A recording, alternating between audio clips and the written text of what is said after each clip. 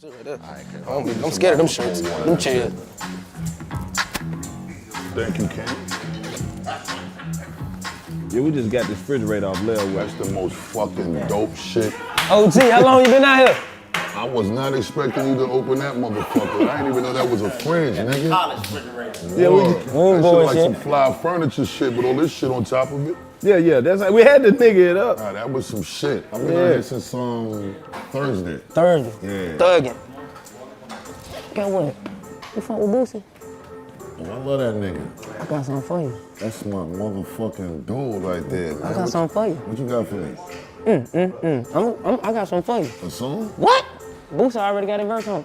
Oh, let's work. Yeah, sir, scheme. I've been Your waiting. voice having ass. I done seen your little video looking on some sex symbol. I ain't bullshit with these niggas here. And you sound gooder than a motherfucker too, bro. Y'all got it on camera? All you fuck niggas that be talking all that here comedian shit, this OG, nigga.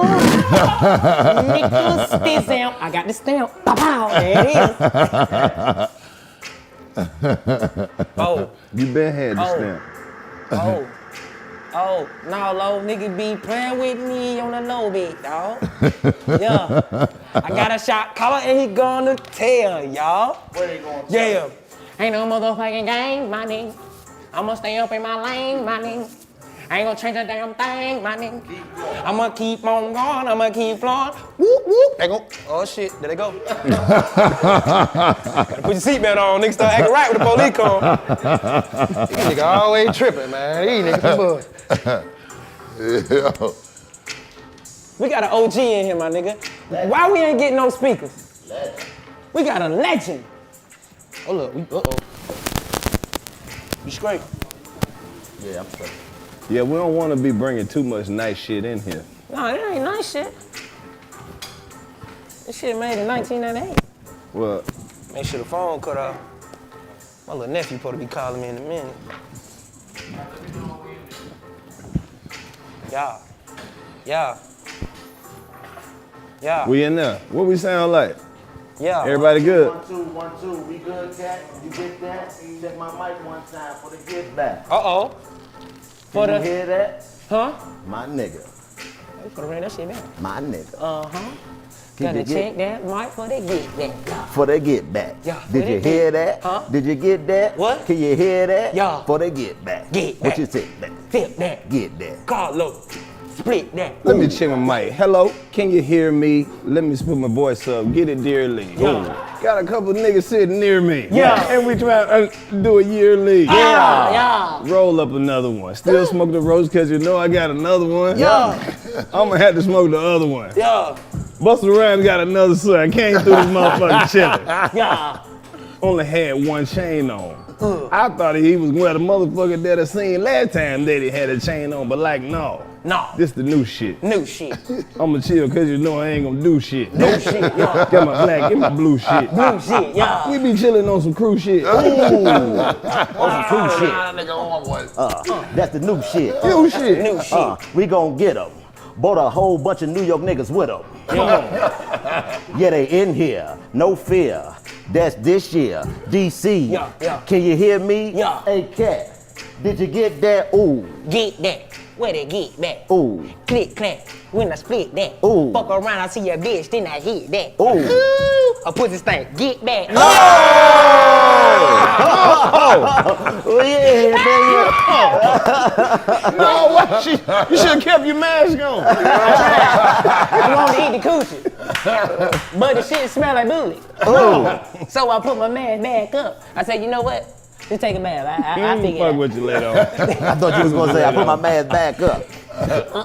But I'ma still fuck. All right, oh. I did anyway. Hey man, y'all ain't gonna believe this shit. What we talking Hey man, welcome back to the 85 South Show. First and foremost, you will never believe who in the trap with us today. Who in the trap, On the trap, Lowe's. What? Mr. Put your hands where my eyes can see? Break your neck? Huh? Keep Give talking. me some more? Keep talking. That! Who? That's the only nigga that can do this in a song. Yeah. The most diabolical nigga. Talk your shit. Busta Rhymes.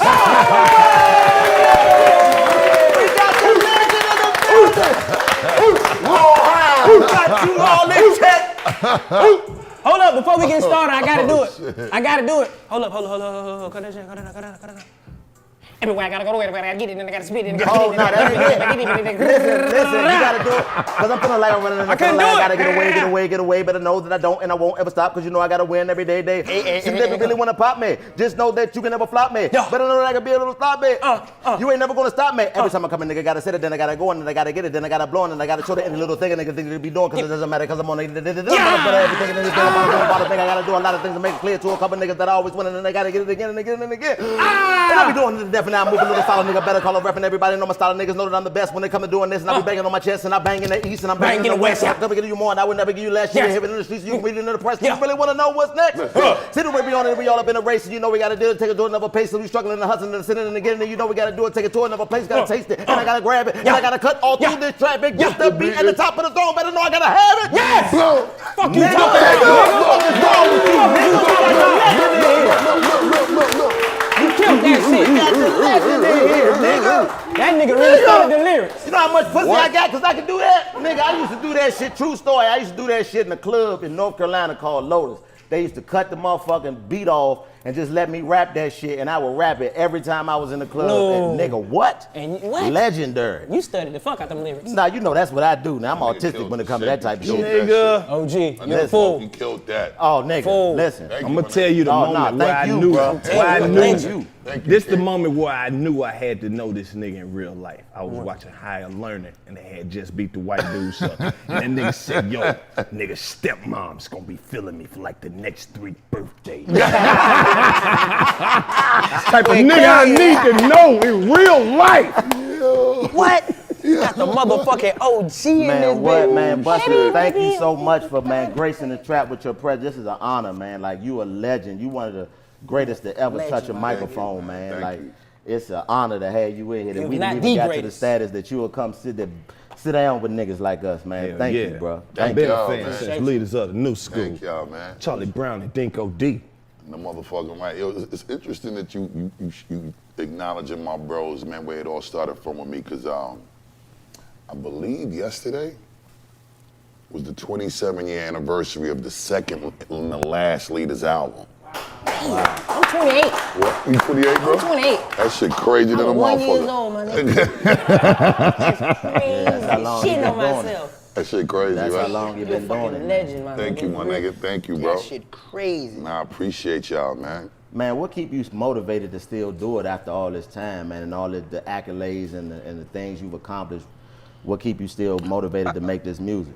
I mean, I think we can all agree, just being niggas in their right mindset. Right. You come from canned food, nigga, you taste a steak, you ain't want to go back to canned food unless you choose to. Ever. I don't want to eat bologna and cheese sandwiches because I ain't got no choice but to eat the motherfucker. I want to eat it because I just still love the motherfucker. Right.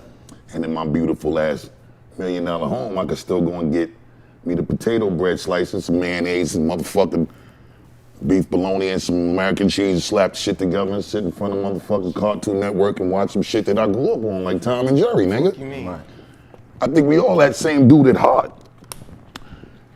The thing that just keeps the torch lit, though, is the fact that when you taste that other side of the success that come with the sacrifice and the hard work that you put into this shit, and besides all of that, you just genuinely loving this shit. And I was putting them records out with Leaders. I was still living in my mom's crib. Hey. You know what I'm saying? So, you know, having an incredible moms like mine's too, she signed my deal when I was 17. I wasn't old enough to sign my deal. So, you know, mom's got to get the big salute because she could have been on an angry day with a nigga the day that contract was on the table and said, nigga, fuck your contract. You gonna take your ass to bed. Because you still live in this house, nigga, and you acting like you ain't got no manners in here on this particular day, talking back to me about some shit because I ain't let you hang out at that party last night past your little 2 a.m. curfew, which was the time that I had to bring my ass home at that time.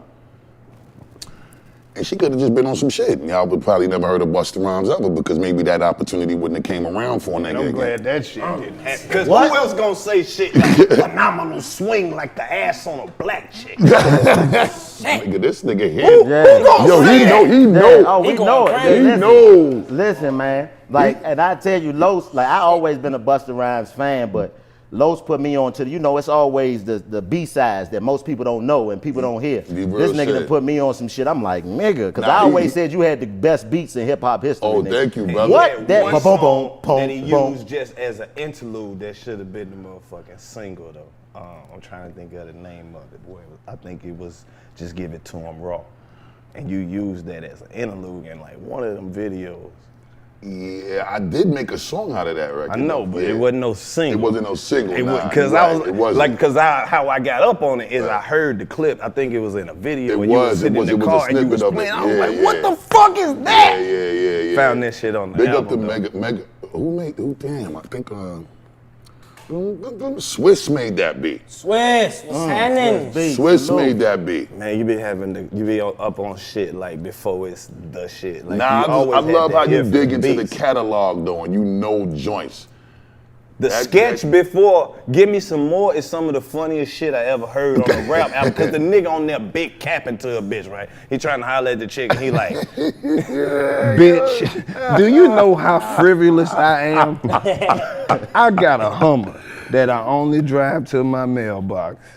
And that's all I use it for. The nigga said, I got custom made condoms made out of other people's dicks. That baby will never be yours. But this is the whole, like, the sketch before Give Me Some More come on. That's some of the funniest shit. We used to say that shit every day at track practice. That shit crazy. See, I'm in another era, but I still love music. You feel what I'm saying? So when you was handling your business, like, you had some of the most best videos niggas now videos don't be creative, no nothing. Right. You was actually bringing your words to life. I think the lyricism, niggas don't give you the respect as a lyricist. Hands down. Nobody's fucking with you. I appreciate that. I love how you come on the song. You'll say some shit ain't got shit to do with it. but you know, at that time, and always for me, like, you know, I think the most important thing when you had the opportunity to get on collabs, especially, because a lot of the times those moments happened on the collabs. It was just about, how do you make it unfair from the first line? Right. Because there gotta be some sort of I don't give a fuck mentality that's being applied in order for shit like that to even come out your mouth and out your whole face. Right. And for me, I went into these shits having so much fun because I knew the bars that I was gonna include, that was gonna follow, that was gonna be the shit that you would critique from a serious place. Right. That's why those type of things would happen in the intro. Them lines wasn't in the bars. We gonna step in on some grand entry shit and just shake the room up and say some wild shit. That's how the intro was on Woo-Ha. The fuck y'all got to do with anything? Right. You know what I'm saying? And that is, I must decide, that's the song of 2020. That's a testament to you as a nigga. Who gonna be the nigga be like, yo, what are you doing? Word, that's what it was. Who gonna stop him? Who gonna say it? Who gonna stop him? Who gonna punch your ass? Say, y'all niggas need to be saying. That's my 2020 theme song. Woo-ha, got you all in check. 2020 got us all in check, nigga. I'm telling you. That's if I had to put it in perspective. About the lyrics in the song, I gotta bring up some shit that I know a lot of people never even ask you about. When you did the Turn It Up song, and you put one of your I know like Rod Digger came up with you and under you and studied under you. When you heard her fuck that song up like that, what did that feel like? What song? The Turn It Up, Touch It. Touch It, yeah, because Turn It Up was the joint over the Night Rider. I'm an old nigga at this point. I just remember the part of the song, and that's the name of it. You know the one? Touch it. Touch it, bring it, love it, yum it, cut the minute, don't matter, feel it, on it, thank it, turn it up, kick a bitch in the face and put your nigga in the thumb. Then I kick a whole bunch of niggas out of my house. Then we went to the trap, niggas all on the couch. Then I had another bitch, but I'm kicking her out. Get low, but you can't be trusting these niggas. They come and shoot on my Bring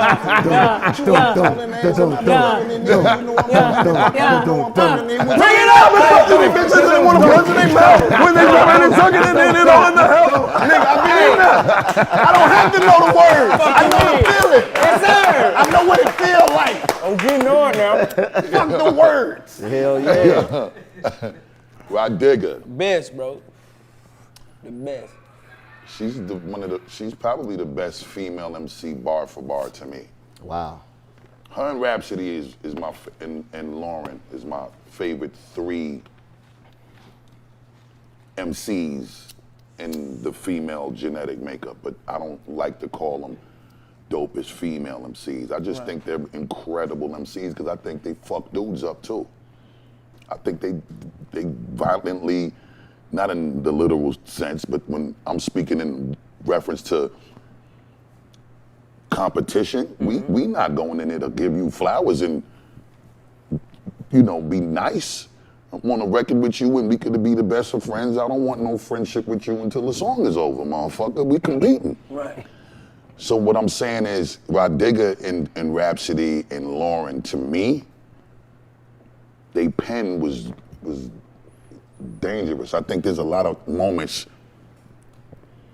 where I might have sat down and listened to their shit and was directly inspired to start a new song. I would like cut off their shit while I was listening to it, especially if I was listening to it in the studio. Cause I like playing other people's shit sometimes just to get a vibe. And if I'm listening to one of their songs and they strike the right chord in me, I'm super driven because I'm so competitive that I will cut their shit off and immediately start a song. Sometimes you go in the studio, you ain't got a vibe. You go in there and sit around 4 fucking hours, 5, 6 hours. You leave, you ain't come up with shit. Right. That happens sometimes. Shit is like the greatest catch, you know what I mean? Is that the name of the movie on fucking with the niggas that go out there and throw the fucking fishnet in the water and see if they catch the crabs and shit? The deadliest catch, yeah, them niggas. Stupid motherfucker. Yeah. See, I knew it. So I'm a fan of that show personally. But that's like the perfect metaphor though. Bruh, I would love to see Busta Rhymes watching Deadliest Catch. Yo, this motherfucker caught the most phenomenal fish. Yo, this shit was like diabolical. This motherfucker was huge. How many crabs they caught? I think it was a motherfucking tuna or something. Shit was crazy. Yo, but Digga, I ain't gonna front. There's been times actually in the studio making Flip Mode album where she would say shit that was so dangerous on a record, I would be like, Can't say I don't know if you should say that. Right. Or,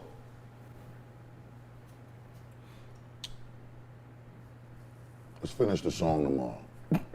Give yourself some time. She went that crazy? That nigga had to give himself some time. God Hey, man, damn. you know what, man? This studio costs too much. Digga, You're you right. gonna have to come back during the daytime when the hours is the money's a little bit I'm lower. glad you brought She up go that crazy? the Yeah, Flip she Mode still squad, does. though. Yeah, She still does. By the way, we completed a Flip Mode 20-year reunion album. Oh, that's Gotta dope. get- That's coming next year. So Hey, I'm glad you brought up Flip Mode Squad, and I'm glad you brought this legend over here. come on, we got the official Street Corner Colonel in the motherfucker. Come on, brother. man. Yeah. Split star, Split nigga. Stop. Hey, man, Come on, nigga. Come You on, a real nigga. nigga. You a real nigga, man. I'm so glad you brought him because now I don't have to ask you why you didn't. Bruh, this nigga, before we even ever heard this nigga say anything, was already a legend to me. Like, this nigga was so funny in the Dangerous video. Oh, bro. that's on God. That nigga crazy. He went crazy. The reason why me and Spliff was so magical is because Spliff don't give a fuck neither. That's the beautiful thing about the way we was molded and shaped from a cultural standpoint. Like we Caribbean niggas. I'm a Jamaican nigga, he a Trinidadian nigga. So the showmanship that we displayed, a lot of that shit come from dancehall culture. And I don't think people really understand this whole hip hop shit was birthed from Jamaica. Like Kool Herc is a Jamaican nigga.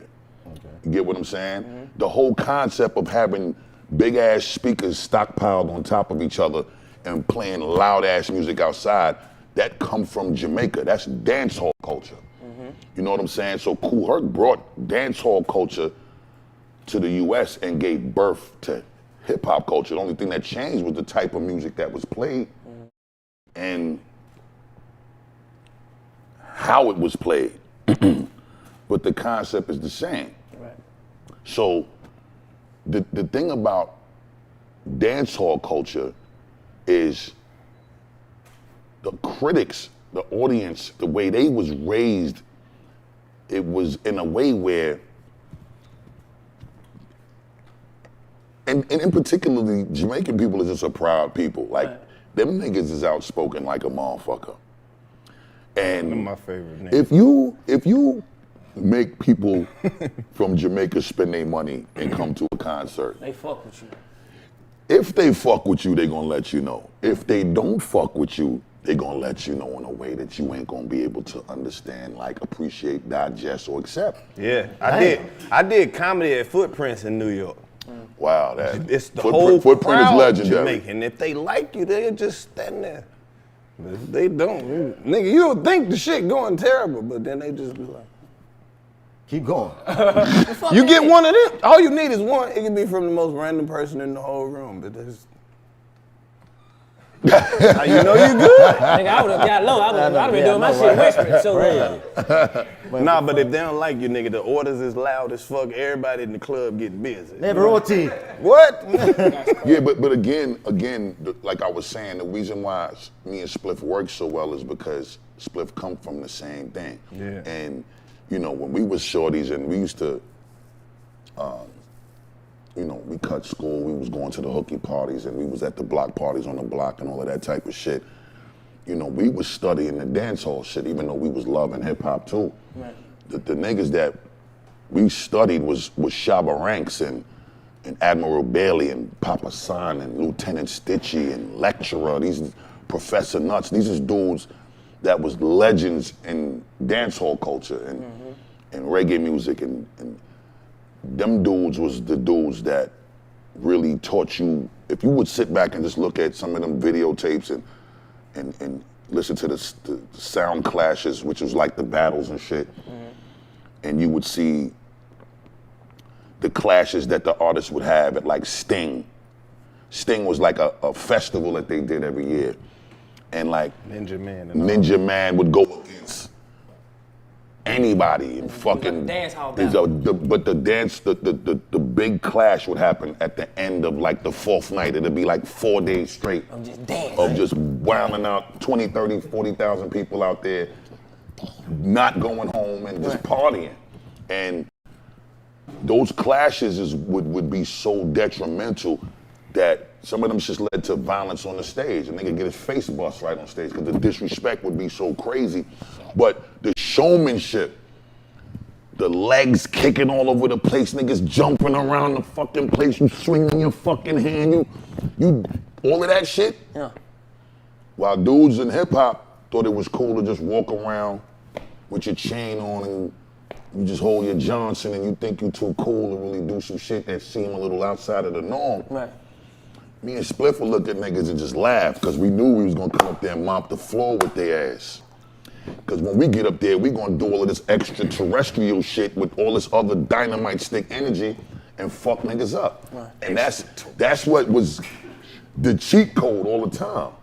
So, you know, I'm for the first time really like getting into like the specifics of where the ingredients came from for me and Spliff. Like a testament to what he was saying. House. He felt like Spliff was a legend before Spliff said shit. He was. All right, cool. So it was the same way in East Flatbush, Brooklyn. So when Spliff was mad small, Spliff was always like a loose cannon, a little loose screw up top. I can tell that. So See the Spliff, video. yeah, Spliff was crazy, but I ain't just talking about on an entertainment and a showmanship side. Spliff was also a crazy motherfucker on some street shit. On that. So I felt like the talent that he was showing just organically, like Spliff one time got into a motorcycle accident and he split his shin bone down this way. It's the same dance we see today. Yup. That one leg shit that you see niggas doing to this day, like The Pop Smoke, all them niggas. Yeah, but I ain't gonna say he created it because it's dance hall, like when they used to call it like skanking, right? And the old rosters would do this 1 foot shit, but Spliff now, he turned it into a big thing on the hip hop side because, and the funny shit, this how, all right, so Spliff, he's swerving in the street Right. on a fucking spree moped, right? right? That's when the sprees was the shit. Hit it. And the nigga doing this and doing this. And the nigga curved out too far, tried to go around a double parked car, and he ain't clear the car. Full speed. Nigga slap in front of in the back of the double parked car. Nigga flip about 6 foot, 7 foot in the sky. Land. The way he landed, the shin bone split down this way instead of crossway. Right. So you look at this nigga leg got a bone sticking out this way. So Spliff, he on the street. Spliff the one crying in front of niggas. Ambulance come. He don't wanna cry. Spliff ain't crying in front of no nigga. Fuck you talking about? Ambulance come. Put Spliff in the back of the ambulance. When the door closed, you hear Spliff screaming as the ambulance comes. So a couple days later, you know, Spliff come out, he got the cash on, big block party outside on the block. Shit. And Scratcher to our DJ, he was a super young nigga on the block, but was nice with the fast shit and tried to learn all the Jazzy Jeff transforming shit and all of that, learned all of that. So he was down with a crew called TNT Crush, and them niggas had the block locked, had the neighborhood locked. Their system was super stupid, so they was getting booked to do all the local shit. And Spliff, with his showmanship, he like, fuck my broke leg. I'ma still pull up in the middle of these niggas that's trying to do all their little dance shit. And then they go on the crutches and the nigga just start doing the 1 foot shit with the fucking cash. And niggas is around him in a circle and he bodying this shit with the way he's spinning around on niggas with the crutches on and the cast on and he carrying on.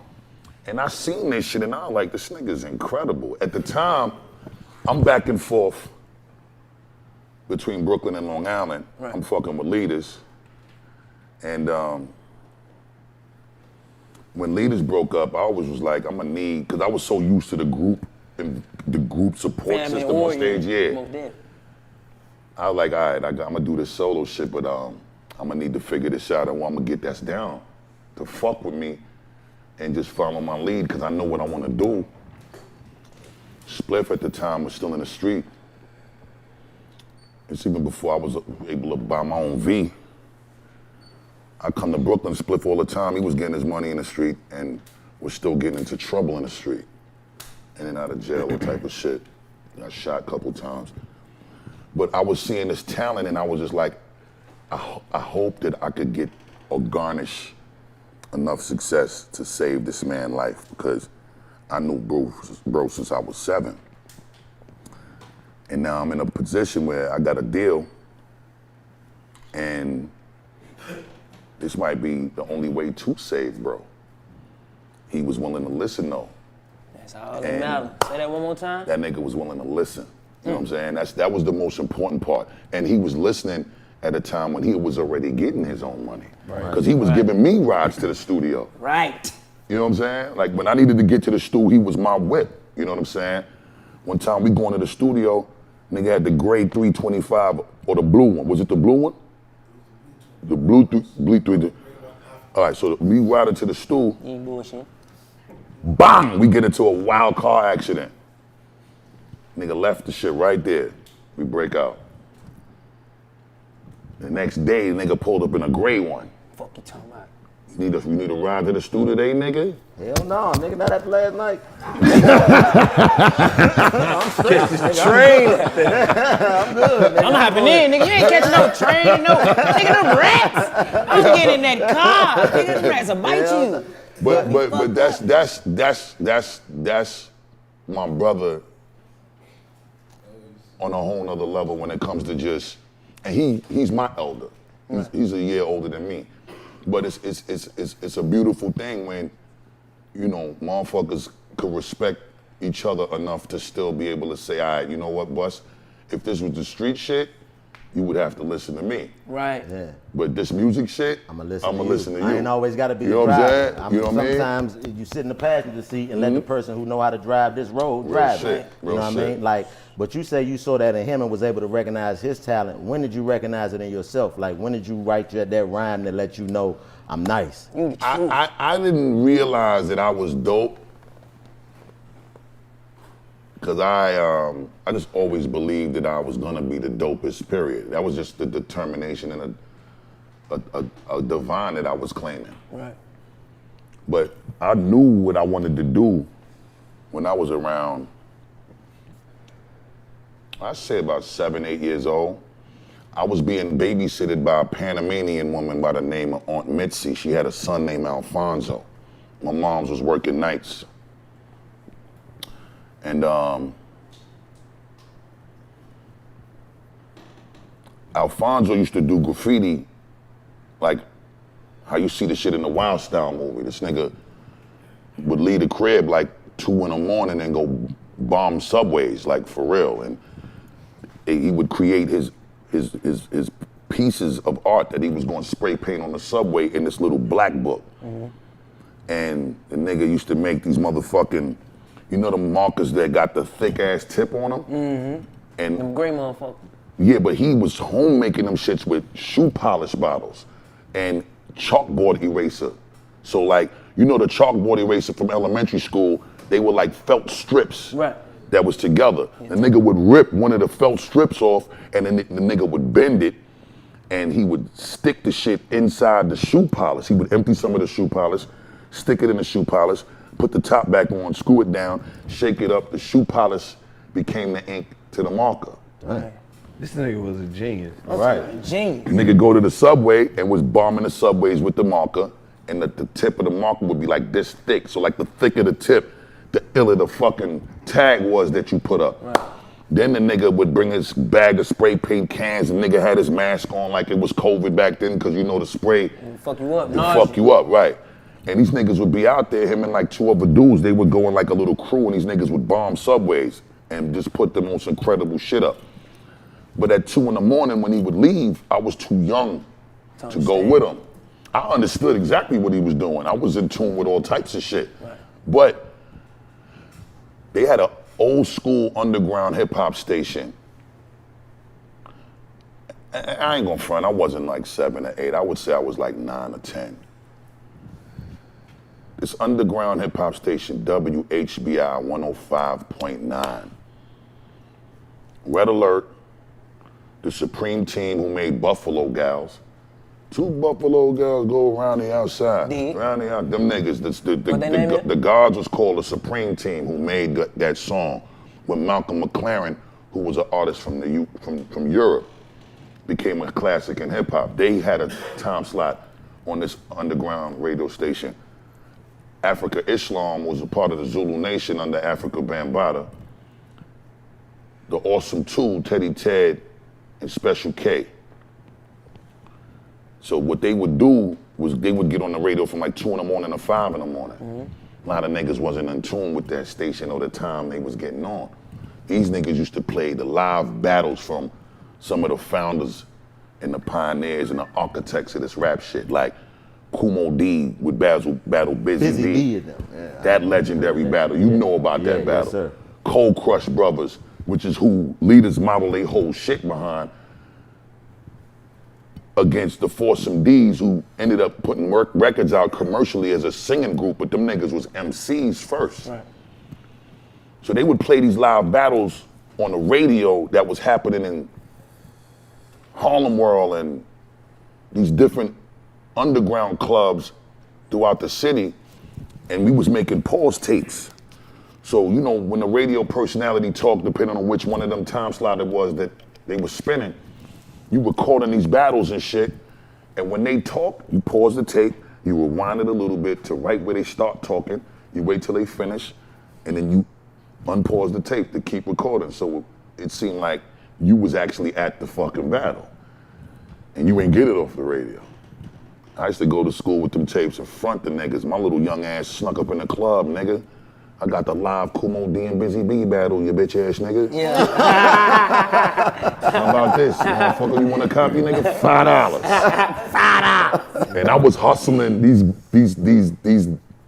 incredibly legendary hip hop moments, while I was just staying up waiting for Alfonso to come home to tell me what the story was when he went to do the bombing of the subways, because it was nice this nigga would come back with the illest stories about police running down on them niggas because obviously he vandalizing the subway. Right.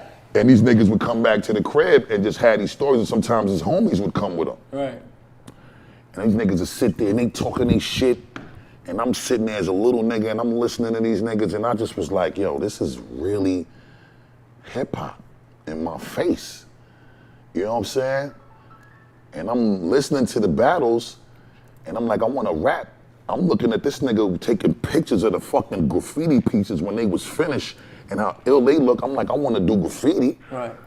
I'm listening to the way the niggas was DJing and cutting shit up on them underground stations. I wanted to DJ. I wanted to break dance. I wanted to pop. I learned how to do every fucking thing in hip hop. Right. I just fell in love with it. At that point, I knew I was gonna be one of the nicest niggas at one of these shits. That's something. At one of these elements in the culture, I'm gonna be the nicest nigga at it, because I just loved it too much. The breakdancing shit, I wasn't fucking feeling the bruises and the scars. Did you imagine this nigga? Can't do this one right here. Breakdancing ever, Los. You got to do the leg move. It's a wrap after that one. You like, boss, you shred. Hey, nigga. Flip with the left hand. You like, hey, man, you got to find your own right. I'm about to go fuck these niggas up. Yeah. I'm about to ask about another one of my favorite songs. Ghetto Life with Rick James. Oh, nah, that record Ghetto. was legendary. Shout out to Green Lantern on the production. You a great storyteller, by the way. Thank you, King. All right. Thank you. I get this. I can get listen to that. this nigga Talk say all anything. day. Yo, put two motherfucking big ass eggs in that shit. You gonna do my documentary. I Right, got the it. Morgan Freeman voice. You narrate my shit. He's doing my life story. Yo, so this nigga was born, right? Oldest nigga ever be born. No C-section, vaginal. No C-section. Straight out the pussy. No C-section. Straight out the No C-section. The way it opened up was so magnanimous. It was crazy to see. Yo, son, he didn't tear up the pussy though. The goat. He ain't tearing the pussy though. Chico Nigga did. slid right here. Yo, y'all niggas is crazy. First. Now, I ain't even gonna cap though. Like my favorite video of all time, you and Janet Jackson. Favorite. Thank you, bro. Go back to the Rick James shit. Go back to the Rick James shit. That's got to be next. Okay, but he got to talk about the Janet, like the nigga closest thing I to just Jackson. want to know if what she smelled like. I You see know what she I'm saying? smelled beautiful. I know that mold. Is it real? This shit fuck. Is that mold real? Cause I seen it on the other side one time. Busted like, nigga, Yeah, I bitch, wasn't I looking know at that. He like, nigga, I wasn't looking at the mold. I was looking at something else, nigga. It's my nigga, man. What? It's My fucking crazy. favorite. Yo. All right, so Rick James first. Go DC, ahead. you crazy than a motherfucker. Green Lantern sent me the beat. I'm on Aftermath, and I'm probably like 2 years into working on this album, The Big Bang. And when I heard the record, I didn't know what the fuck to do with myself. I just thought it was one of the greatest gifts to be bestowed on me as a blessing, because the beat was the perfect marriage with the vocals. And you know, when you hear the original, it's a whole nother bounce, tempo-wise and timing-wise. So I gotta give it up all the way to Green Lantern, the way he married the new bounce, which is a double time, slowed down version of what the original upbeat tempo was on the joint, which allowed me to do my little speed rap skedaddle on the shit the right way, but on some cool shit. But I knew what I felt when I heard it. It was instinctual. The shit wasn't even no thought. I immediately got to the joint because I wanted to make sure there wasn't no room for possibility or confusion. Nigga, you're not giving this record to nobody else. So let me let you hear this shit with me already done, the song done. I'm on it, it's mine, off the market, my nigga. When Dre heard the motherfucker, Rap. yeah, it was nothing else to discuss. Dre said, give me the session. So gave the session to Dre, and a lot of the additional music and chords and all of that other, that's, you know, the Cascade dishwashing liquid sparkle was added to the motherfucker. Mad scientist, Dr. Dre, greatest You know what I'm saying? When Dre get to it, it just turns the shit into some motherfucking IMAX movie theater shit. So, you know, when I seen what Dre took it to, it just was like one of the highlight moments on the Big Bang album. And I loved the shit out the record. So Had to call my man that could bring that cinematic shit to life, the director Chris Robinson, the legendary. Yes, in which, you know, he also did the Cavassier video for me, and he did the me and Mariah video as well. So all of my moments with Chris Robinson was special, just like all of my moments with Hype Williams was unbelievable. And I can't even front, like the beauty of what's getting ready to happen with my new album and the visuals that I shot for him. I can honestly say proudly that the videos that y'all have known and grown to love a motherfucker for, we took it all the way back to that shit. Oh, that's beautiful. You know what I'm saying? Like, it ain't none of that. It's too late for me to compromise at this stage in my life. Like, I'm just married to my way. Right. Your way perfect, man. And my way, it's always worked for me.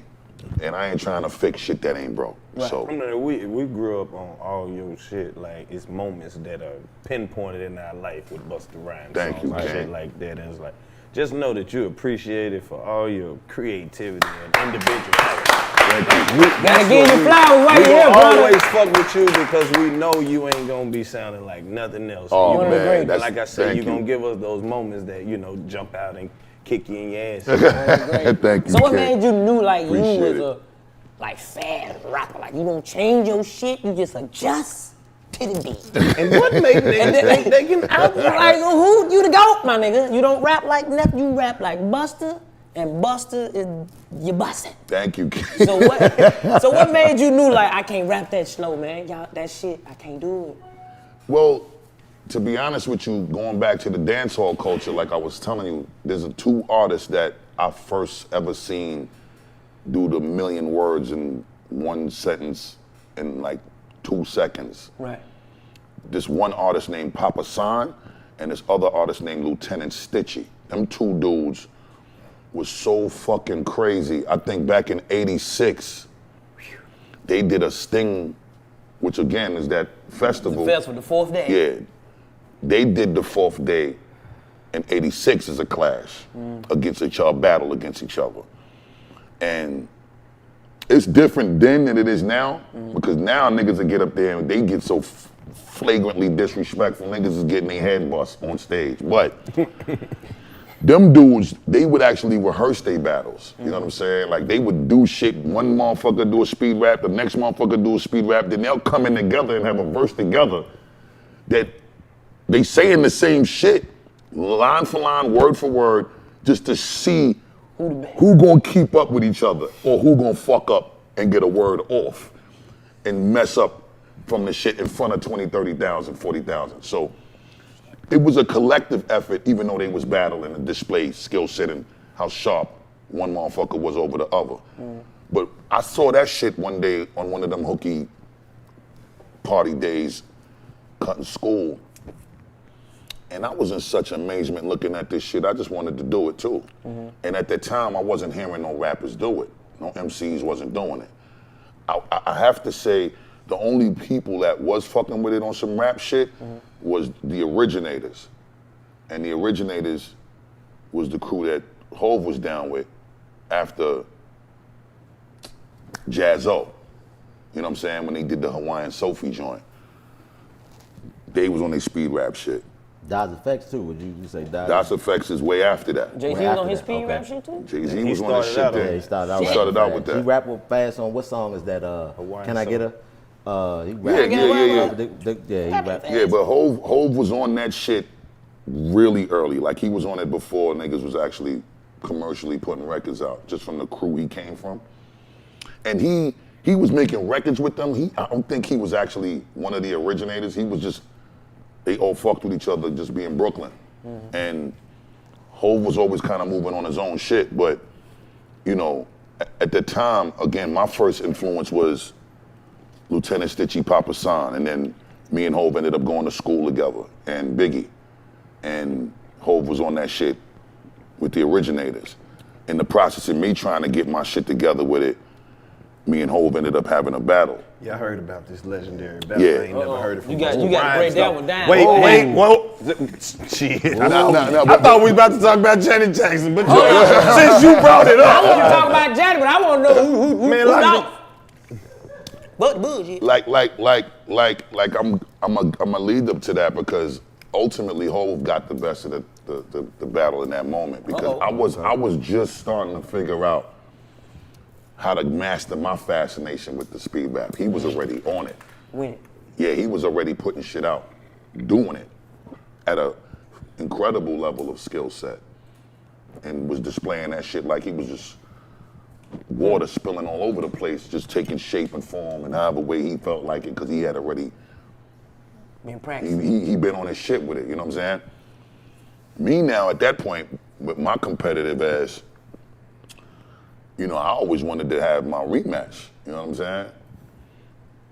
It didn't happen, which was fine, because you gonna hit. I ended up getting my skill set developed to the point where I don't think nobody want to fuck with it now. No. And I don't think nobody wanted to fuck with it for a long time. I mean, it's interesting though because there's a lot of incredible speed rapping MCs.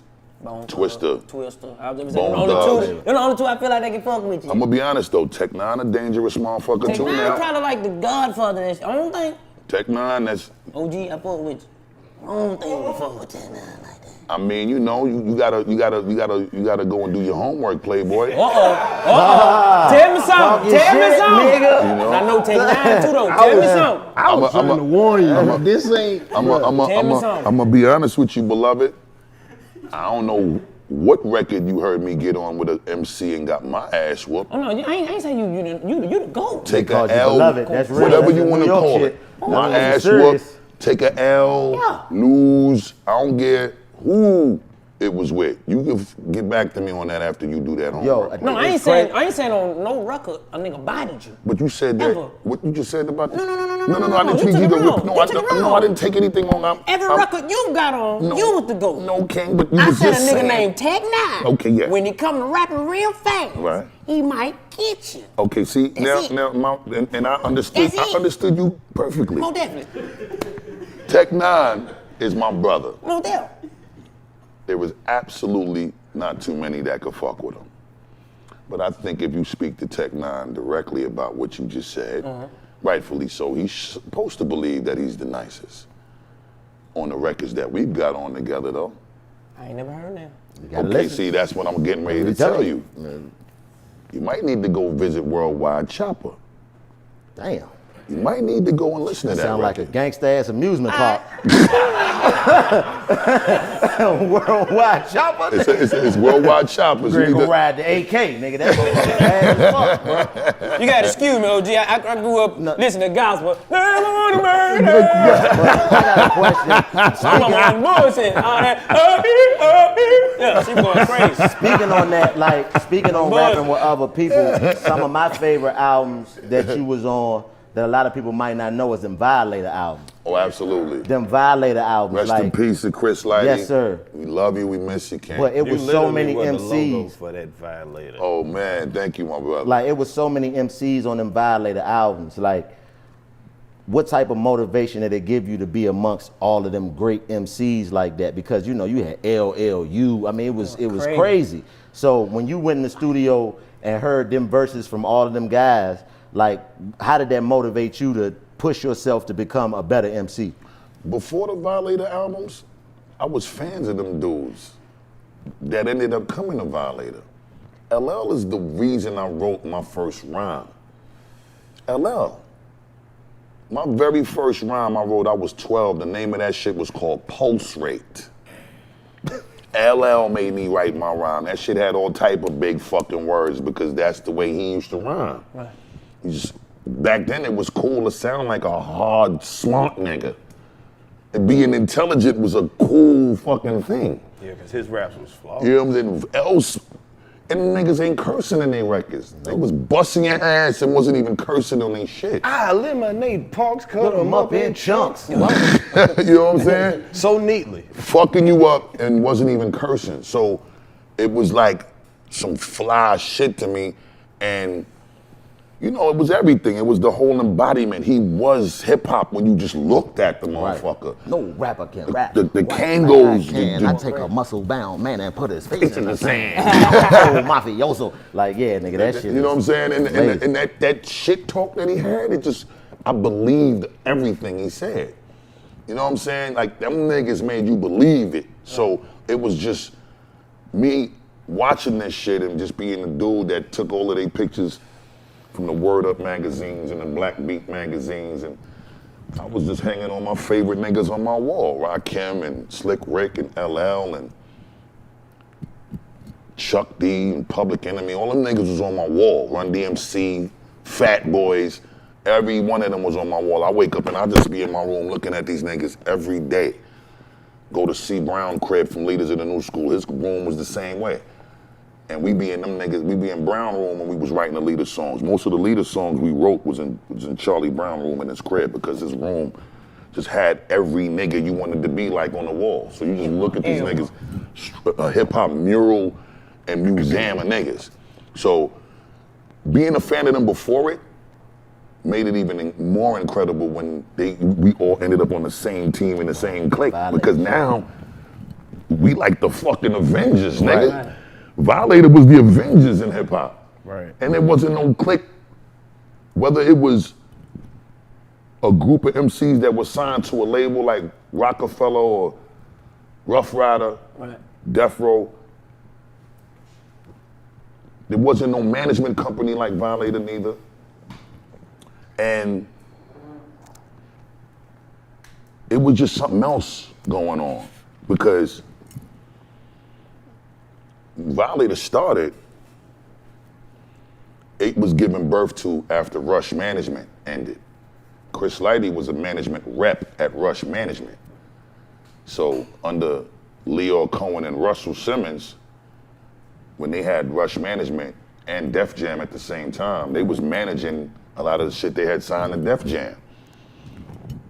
We ain't gonna get into that. Nah, because you know at this point of the entertainment world, we know what that is. Right. It's not what we doing right. It was okay, it was fine. Because they mastered, they had shit so fucking red carpet rolled out for each nigga that was lined up with them that you wasn't even missing bread if shit was conflicts or whatever, because it was like, just the money was just so stupid. But the point that I'm trying to make is, they dismantled Rush Management, and I think Leo just came in one day and told Chris Lighty and all the other management reps, y'all could pick from the litter.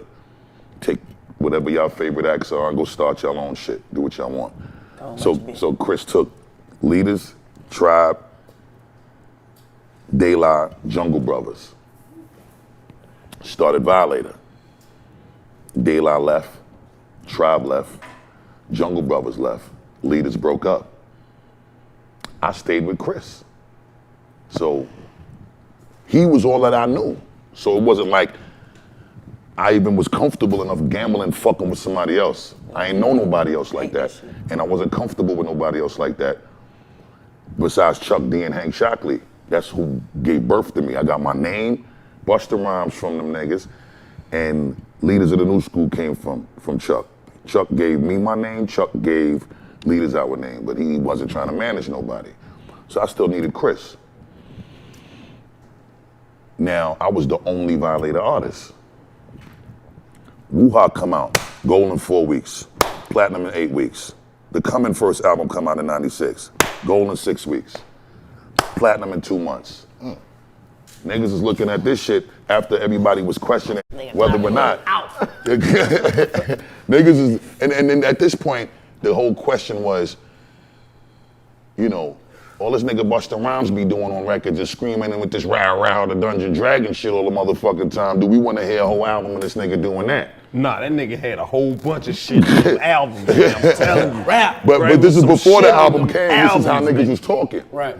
So when the album came and we was able to get it right, and the success came with it and shit started sticking against the wall and the numbers was on the scoring board, niggas respected it in a whole nother way. That's when the attraction and the appeal of Violator started to look sexier and a whole other dynamic to artists. Niggas was like, oh, we see our niggas. We might need to pull up. Right. That was you who started that Dungeons Dragons shit. Who didn't know? The younger generation of hip hop. Nah, I can agree with that. You know, that shit is 29 years ago. But that's what I'm saying. I'm 28, it's like man. I'm a lot of almost people, the younger generation heard it first when Nicki Minaj said it on the verse. Yeah, You get what I mean? Like that brought it back to be like, what? You didn't know where that came from? Right. So that was. Nah, and I appreciated her for doing that. Yeah. You know what I'm saying? I really.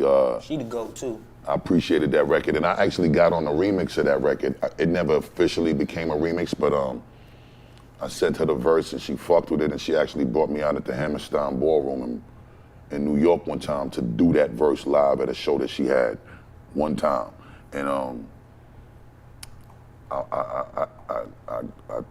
got very, very fucking out of control on that record. I was in love with that fucking record, so I blacked on that shit. One of my particular favorite verses. But again, being at Violator and then seeing the success that I was able to acquire with Chris being at the head of the helm, and then Mona Scott came in, like right around my second solo album when Disaster Strikes with Put Your Hands and all of that shit came. And it was Mona and Chris. Love and hip hop, Mona? Yeah, Mona ran She deep Violator. in the hip hop game. Mona ran Violator with Chris. The huge shit that Mona contributed to Violator was she wasn't only making sure that this music shit was moving and shaking the right way with Chris. She brought the whole component of the branding and the movie shit with me, like the Mountain Dew shit that I did back then. Mona broke it down. Higher Learning and all of our movies I started fucking with. Mona was bringing all of that. She was making me go to the readings. She was lining me up with the casting agents and the agencies that was bringing them opportunities to the table. That was Mona. You know what I'm saying? Chris was making sure that the renegotiations for the record deals was in Who's behind it? Chris? several motherfucking M's, and the publishing deals was disrespectful M's too. Like, I'm trying to get some disrespect. I'm trying to get disrespectful. Shut up, you bitch ass nigga. Right, all this respectful money we've been getting. We gotta get some disrespect. Y'all niggas get nasty. What the fuck you bitch ass, you bum ass nigga. I want bum ass nigga money. You bum ass nigga. Right. Can't talk to him. Fly Look at off for me. You bum ass nigga. To talk to you niggas crazy. I got a cape and everything. I'm gonna get crazy. He got disrespectful M. I got that what you about to do money. Right. What's after this? Fuck that. Yeah, that management company, 22 years, I never looked to fuck with another manager. And the only reason that I have a new manager now, which I gotta big up incredibly, the legendary Steve Rifkin, who founded Loud Records, that's my manager, and the legendary Abe Blitz, who used to manage DOS Effects, is my co-manager. So I got some real iconic hip hop motherfuckers on my team that has been a part of my growth for the entire journey. And if Chris didn't die, I probably would still been with Chris. You know what I'm saying? And once Chris passed, the whole Violator just dismantled completely. You know, Chris was an incredibly significant leader, you know what I'm saying? And that was an irreplaceable leadership quality.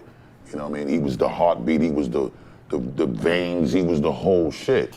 You know what I'm saying? So it couldn't move, it couldn't continue without him, which is unfortunate because, again, we had Voltron, Transformers, and the Avengers all mixed together. Right, you still in the Avengers. You got 2 of the Infinity Stones on right now. That nigga got 2 of them motherfuckers on right now. He's going crazy, but Jesus is chilling.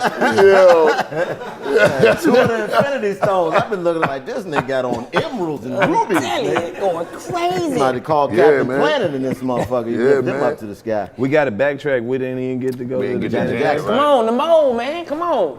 All right. The immaculate. What you want first with Janet? How that whole thing came together? Listen, that whole thing with y'all getting them suits, What, all what, that, what, that, what, that what, shit what, is crazy. What's it gonna be? The craziest record ever, my guy. Thank you, like, kid. Craziest. Thank you, Ben. Crazy. I mean, that was a dream come true moment for me. I done told the story before. I loved Janet since as early back as I can remember when she was Penny on Good Times. Right. You feel me? Yeah. And then when she was Willis girl in Different Strokes and shit. Yeah. And you know, just all of the different moments. But I think the moment that really just was mind blowing for me was just to hear her say my name. I know what you mean. Oh, Bruh, it's so many. I just want to hear my name. I just want to hear my name. I just wanted to know that I was on her radar. Right. knew And you she existed. knew you. That was crazy. To hear my name come out of her mouth when she did the interview with Angie Martinez at the time, the legendary voice in New York, boss lady Angie Martinez, when she was at High 97. I think Janet was on tour for the Velvet Rope album. And she was doing promo for the Velvet Rope tour. She was performing at the Garden.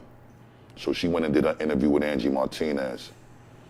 And I'm driving in the city and Angie asked her, you know, what rapper that she never worked with before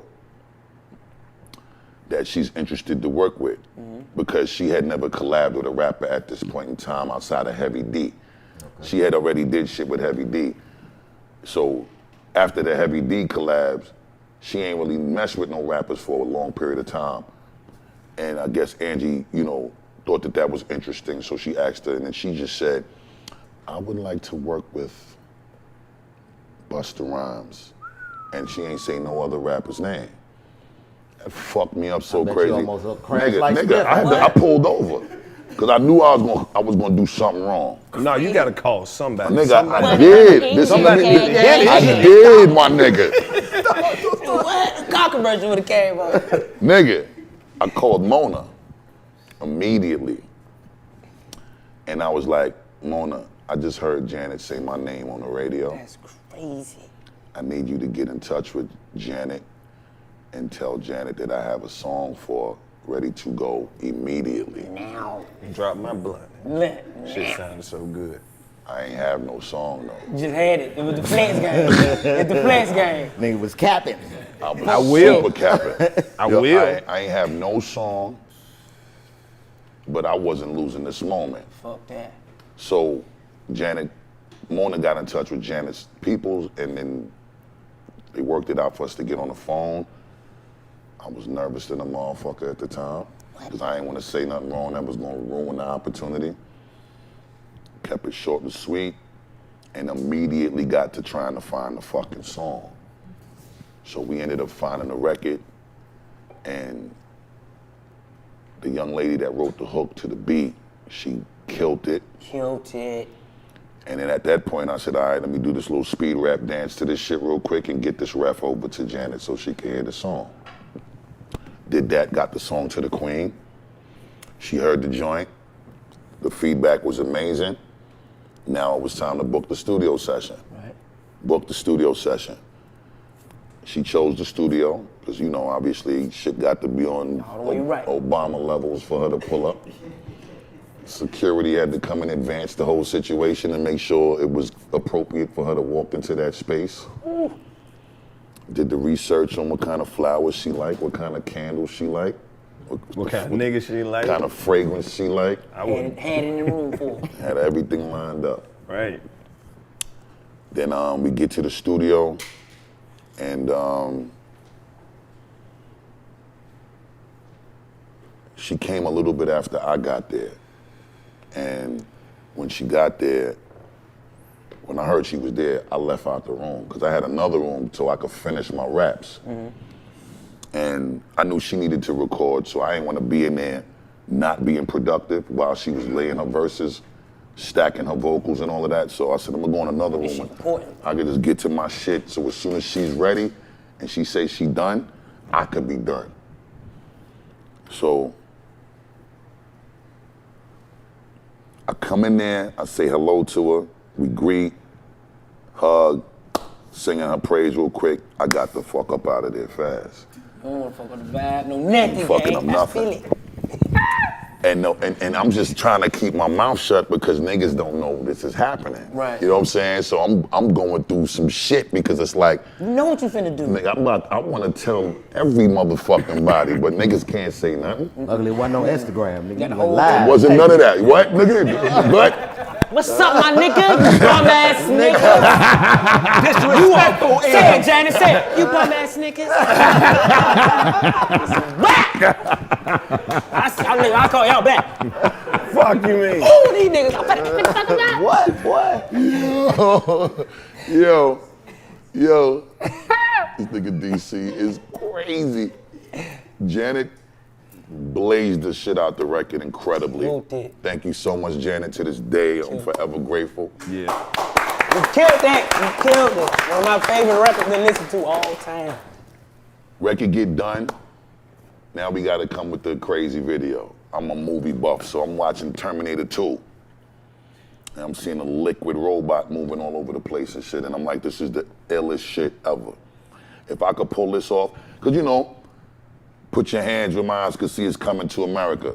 Dangerous is motherfucking Lethal Weapon. Mm-hmm. Janet video was Terminator 2. So I was just taking my favorite movies and just putting myself in the movies. You know what I'm saying? I'm sorry, he said, I'm about to gave the game away. Now you can go back and watch and be like, damn, that nigga is doing the Terminator 2. Word, I'm doing Terminator 2. Crazy. So when we did the video, before we did the video, and the budget came back for the video, I was like, you can't nickel and dime no situation with Janet Jackson, nigga, so we gotta spin, my nigga. But I definitely wasn't thinking it was gonna be this type of bag. Right. This was a $2.4 million video budget. Yeah.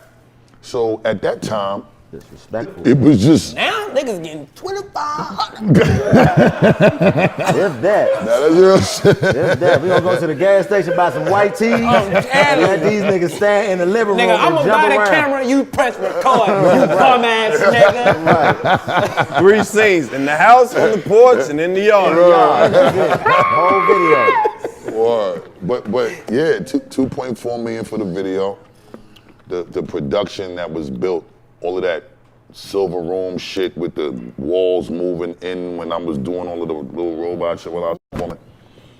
All of that shit was built from the ground. Like it wasn't like you just green screening shit at the time. We was building these production sets in its entirety. The only thing that was the special effects was the liquid shit that I was morphing in and out of. But a lot of that budget came from this special effects company that we used at the time, which was the hottest effects company because they was a part of they did the effects for the Titanic movie. And at that time, they was super on fire because Titanic movie won like 10 fucking Oscars or some crazy shit like that. Crazy shit. And I think the company was called Digital Domain. That was the special effects company. But the video took about 3-4 months to get completed because of the special effects. But when I walked on the set and the dress that Janet got on, right, the whole ensemble, I walk on the set and, you know, she had these long nails and she had these little rings on the end of the nails and different size rings all over the shit. Right. So I'm looking at the situation and I'm trying to understand. And she was like, these is cock rings. What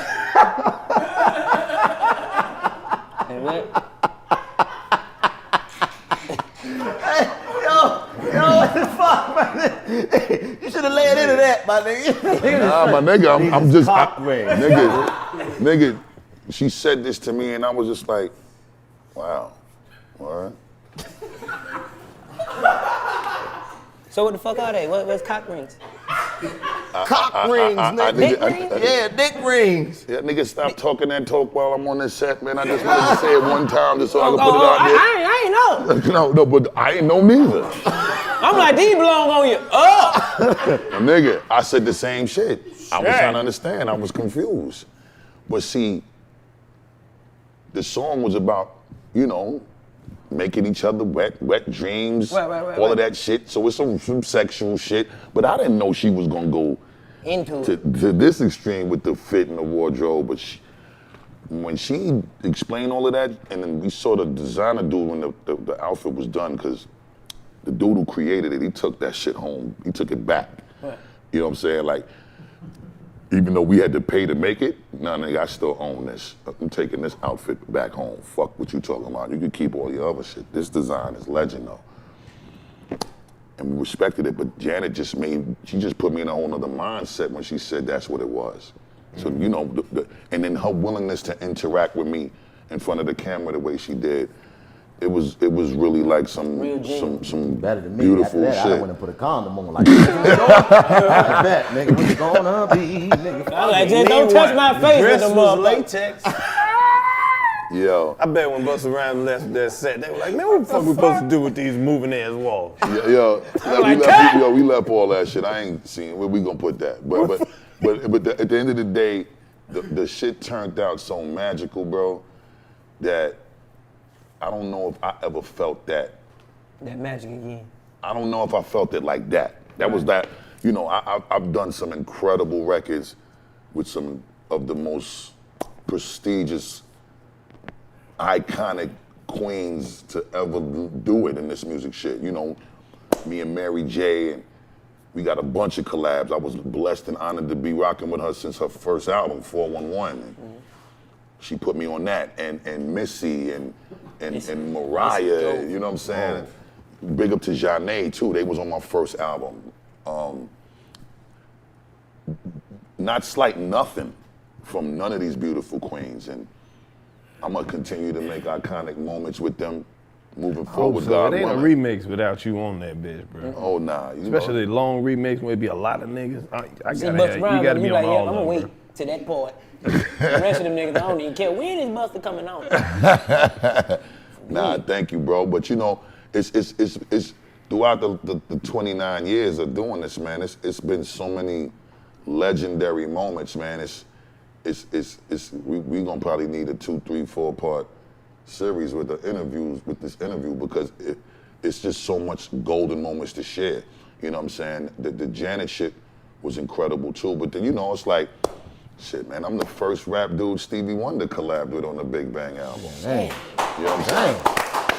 I gotta grab my penis. Stevie, hey Stevie, you see I'm fucking with you, but when I Stevie. He gonna hear about it. Yeah, you gonna hear about it. Just know it's a young nigga fucking with your style. Yeah. Just know that. Yeah. Stevie heard Wuhan and was like, who is this person? I must be around. Yeah, that's my Taurus big brother though. That's my big Taurus brother, and we actually got some new magic in the works coming soon. I hope we got another monster getting ready to come soon. This is probably my third collab with him because I also did something on his Time to Love album that came out through Universal Motown a few years ago. And he fucked with young Busta Rhymes. I'm the young bull. I'm the young Taurus brother of his. So he put his arm around me and give me guidance, and he schooled me to shit both professionally and personally. You know what I'm saying? So it's these kind of blessings that I keep getting bestowed on me to be able to, look at these moments and be like, how could you not continue to have the passion and the fire to want to do it? Right. You know what I'm saying? Like, niggas is in trouble if they think that I'ma stop. What the fuck you mean stop? Fuck you talking about, bum ass nigga? Bum ass nigga. Bum ass Fucking nigga. bum ass. Nigga. Fuck wrong with these niggas, son? Bum ass nigga. Get off me. That nigga ready to turn to Thanos in this motherfucker. Get Stop off me. You heard what this I'm nigga alive, said. The next 3 birthdays. Word is bomb. Fuck that. I'm definitely too much. I've taken 11 years to finish this new album. In addition to what the new album is going to be as an experience in itself, and it's called Extinction Level Event 2. Oh. Yeah, because Extinction The Level Wrath Event of 1 God. was cold as hell. Thank you, brother. And it's ill that the first song you bring up is Now what you asking for? Now give it to me raw. You know what I'm saying? That was on Extinction Level 1. That's a 22-year ago album. So 22 years later, you know, we looking at the shit that's going on. I've been trying to tell you niggas all of these albums. What they talking about? I've just been trying to tell niggas about this time that's coming. Real hip hop. Real hip hop. Oh, let me ask you this. Real hip-hop. You already know. So check this out. We had the big family, Gil from Goody Mob over here. OG. He told us about the exact moment when you brought the Behold a Pale Horse book. And now tell me the story. We used to be in, first of all, big up to Dallas Austin. Yeah, real big ups. Yeah, legend. Super duper big up to Dallas Austin. I don't think people understand how significantly important he is to this culture and how the shift of the young black executive was ushered in really via him. A lot of niggas don't understand that. Dallas Austin was 18 years old with a $4 million facility called DARP Studio and had like $6-7 million worth of cars parked in front of that motherfucker at 18. God, dang, disrespectful. See, at the time, my nigga, he had TLC, 3 million, 4 million sold. Another Bad Creation, 2-3 million sold. Boys to Men, 10 million sold. This nigga was smacking the shit out of everybody and was still a child. And nobody was doing that. You motherfucking right. Damn. He was saying that shit without saying it. Right. With his bread and with his resume. And Clive Davis loved Dallas. Big up to Clive Davis too. But he loved Dallas. Dallas, when I broke up with Leaders, Dallas reached out to me and told me to come to the A. Dallas gave me the Flip Mode logo. Niggas don't even know that. I got the Flip Mode logo from Dallas because Dallas heard about Rampage. And he was like, I love what you're doing, Bus. I think it's time for you to become an executive though. Like, let's do something with Dallas.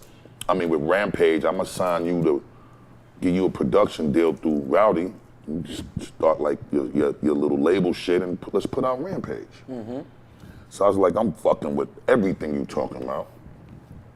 I'm still trying to figure out my next move because I still didn't have the courage enough to want to do a whole solo album. So I got on my feature game. And when Leaders broke up in 93 to 96, my way of getting to the bag quick, because I was the first one to have a child in Leaders at the new school. So I had to find ways to feed my son. Right. And I couldn't get it no more off of the Leaders in the new school shit because them niggas, we was over. Right. So, you know, I'm calling studios to find out who in there. And at the time, you know, I was already popping from Scenario. Right. So niggas wanted to hear from Busta Rhymes. So I called niggas studio sessions to find out who in there. Right. This how the feature gang got popped. Yeah. Who in that bitch? I pioneered the feature, by the way, nigga. Hold up, what you I just said I pioneered the feature. Fuck you talking about, nigga? Talk your shit! I demanded that shit, you bum ass nigga. Put me on your shit. Cause this a bum ass nigga right I'm now. finna come rap. Move. Nah, but the way that used to happen was, you know, I'm trying to make sure I find money, feed my child. Call the studio session, see who in there. Find out who in there. Go to the bud spot. At the time, this is before any of the Dro, Chronic, none of that shit ain't exist yet. Niggas are just smoking indica, cess, skunk, chocolate tie, that type of shit. Everybody love to burn the chocolate though. I'll take $100, about 520 bags, go get the slowest burning cigars. Them shits was called White Owls. Still to the day. Yeah, I know what you're talking about. Slowest burning cigars, my nigga. I don't like them. Roll, I don't like them shits neither. They was harsh to the Yeah. motherfucker. They But they burn Tastes slow. like some nasty coochie. God damn, nigga. Nigga ate some pussy tastes like a blunt. This nigga crazy. Bitch, your coochie taste like a white owl. Yeah, but I would go in these sessions and I pop up and I would just, you know, had the weed steaming and niggas just smell it. Everybody wants smoke. Everybody wants smoke. Right. pass that shit around. You ain't leaving without your bud, and while them niggas is smoking, you in the corner writing some shit. I get to doing a little grunt, a little Dungeon Dragon growl in the corner. Niggas won't hear what the fuck I'm up to. That nigga talking to himself. That's brilliant. That's what people start doing to these niggas. I'm popping up. Hey, bro, what you say over there? Oh, no, don't worry about it. Don't worry about it. Keep smoking. Hell, they didn't forget what they verses anyway. So how you did it? Was it like? Yeah, I'm doing all of that. Exactly, nigga. Just like that. After I write my shit, I'm saying it to myself. But then I get to moments where I gotta do what I actually gotta do on the verse in the booth. So if I got the Dungeon Dragon growl in the middle of the verse, I'm gonna do it loud enough for the room to hear it, but not hear it. Then they wanna hear what I'm saying. Okay, now turn the mic on, let me go do it in the booth. I get in there, I spit my shit. They can't hear the song without that verse no more. Right. We come back in the control room, playing the shit 3-4 times in a row. Niggas is high-fiving, everybody happy, the verse stupid. I leave, Chris Lighty, my nigga, listen to this joint I did last night with such and such. Yeah. Can you send that invoice for me, please, brother? He send the invoice, the lawyers get to talking, come pick up the check from the label, do that 3-4 times a week. That shit was very fucking lucrative shit to do.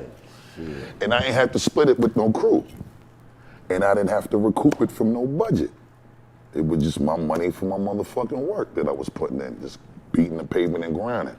But, you know, at the end of the day, it was just doing all of that led to Dallas seeing the way I was moving.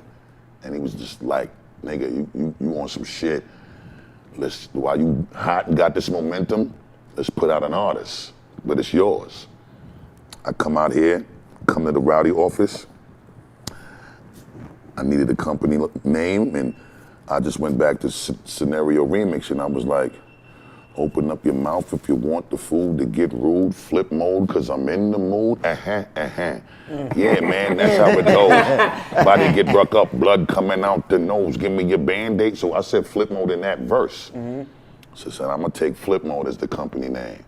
And I told Dallas. Dallas came back with like 6 flip mode logo options, and I chose the one that the world ended up seeing. So that's the first thing. Let's big up Dallas for that, cause Dallas, he helped me evolve into being an executive. Dallas did the same thing with Puff. When Andre Harrell let Puff go, Dallas called him and told him, come to Darp Studio. Come to the A, bro. I introduce you to Clive Davis. Bad Boy was born. Dallas had everything to do with that too. Because Dallas was the plug to Clive. Because Dallas was the nigga that Clive was going to get all of the millions of records sold. His hand was hotter than a motherfucker when EPMD broke up. Eric Sherman, I'm a fan. Come to the A. That's how Eric came down here and ended up in the A. Started Def Squad shit. Started producing for Illegal, Little Jamal and Malik. You remember them dudes? There was a group that was 2 little young boys at the time. They was like 12 and 13 years old. These little niggas was like terrorists though. They was in a strip club and asked a strip chick to come back to the studio with them. When they come to the store, they see these little niggas is around, niggas like Puff and Busta Rhymes and Dallas Austin. Them chicks was fascinated by shit like that. They drinking, they get drunk, smoke weed, knock out on a futon or some shit. Them niggas get in the club. At 13? Yeah. People get you in the club. And these little niggas would take their car, go crash their shit up, bring it back, park it. And I had them wake up from they sleeping off their high thinking they crashed their own shit. And I said, these little niggas is illegal. Dallas said that's what we gonna name these niggas. Illegal. The name of the group became Illegal. Went crazy. Eric Sherman started producing all their shit, and Dallas was producing their shit, and the niggas was hard.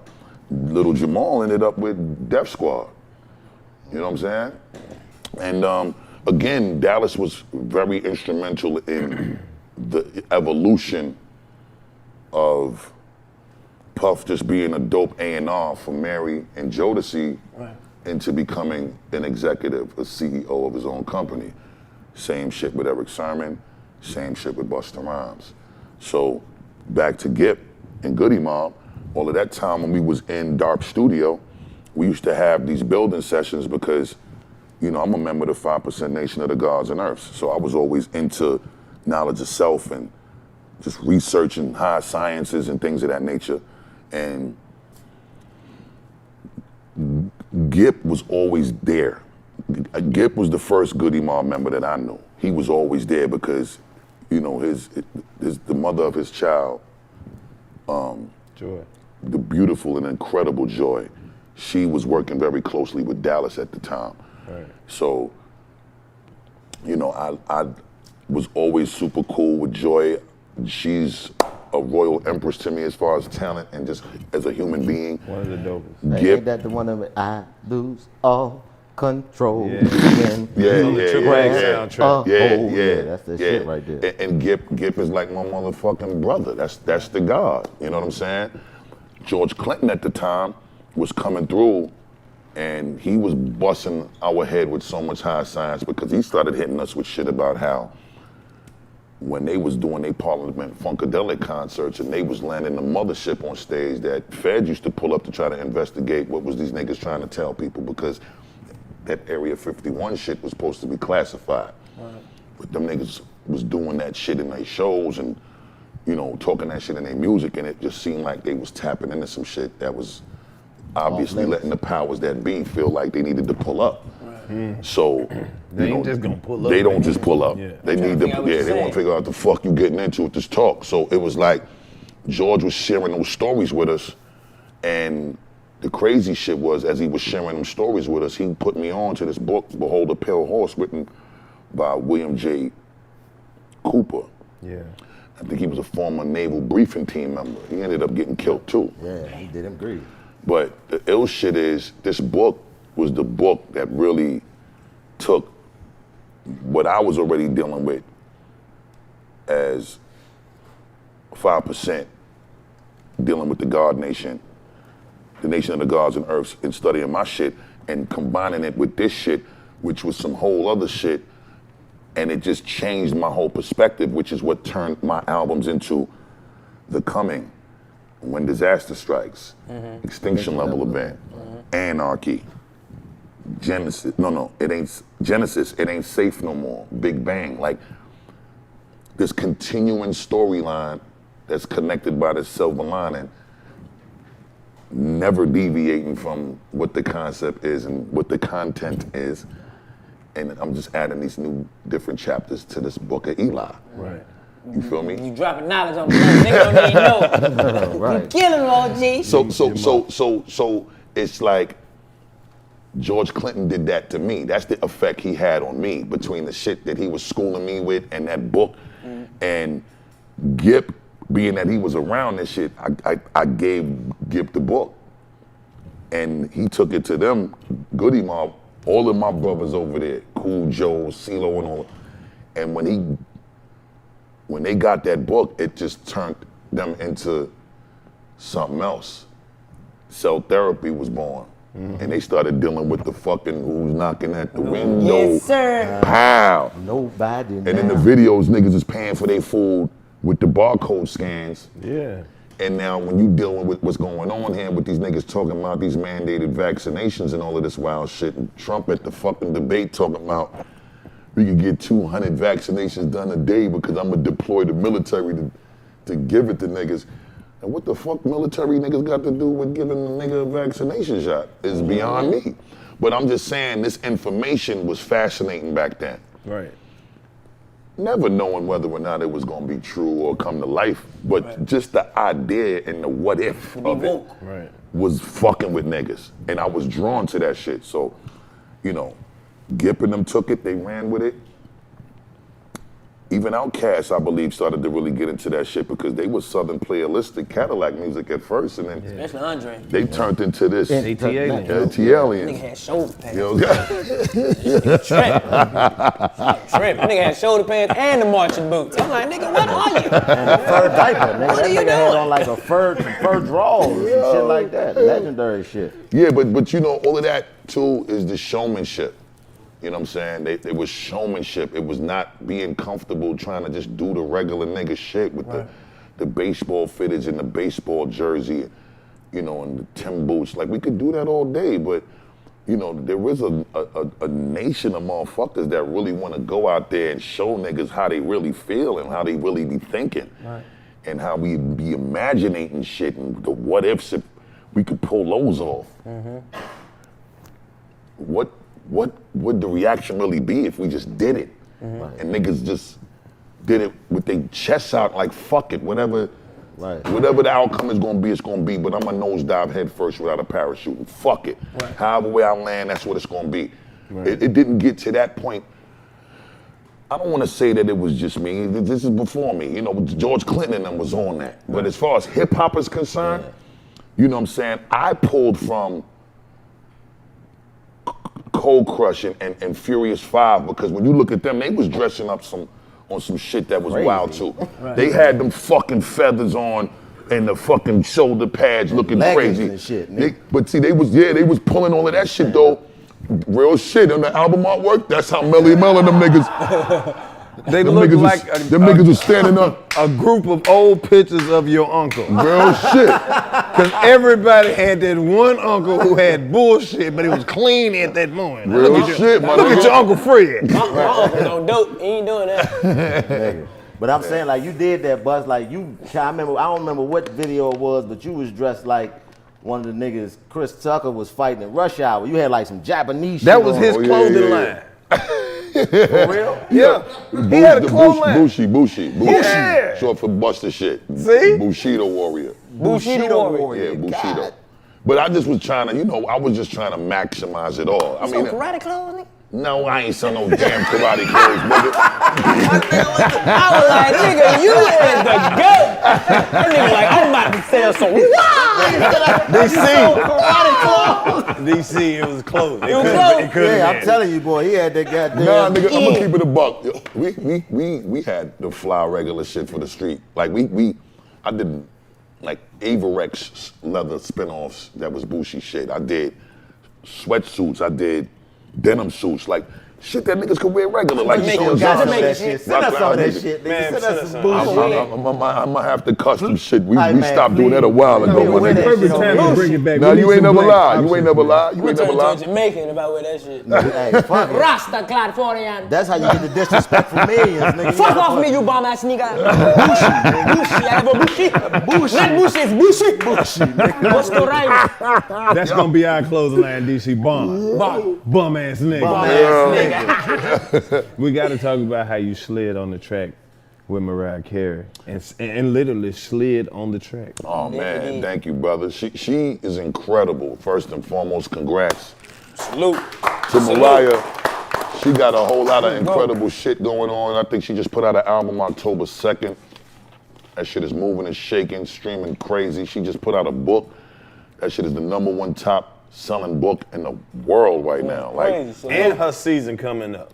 You motherfucking right. That Christmas, nobody can fuck with her. Nobody. Period. Every mall.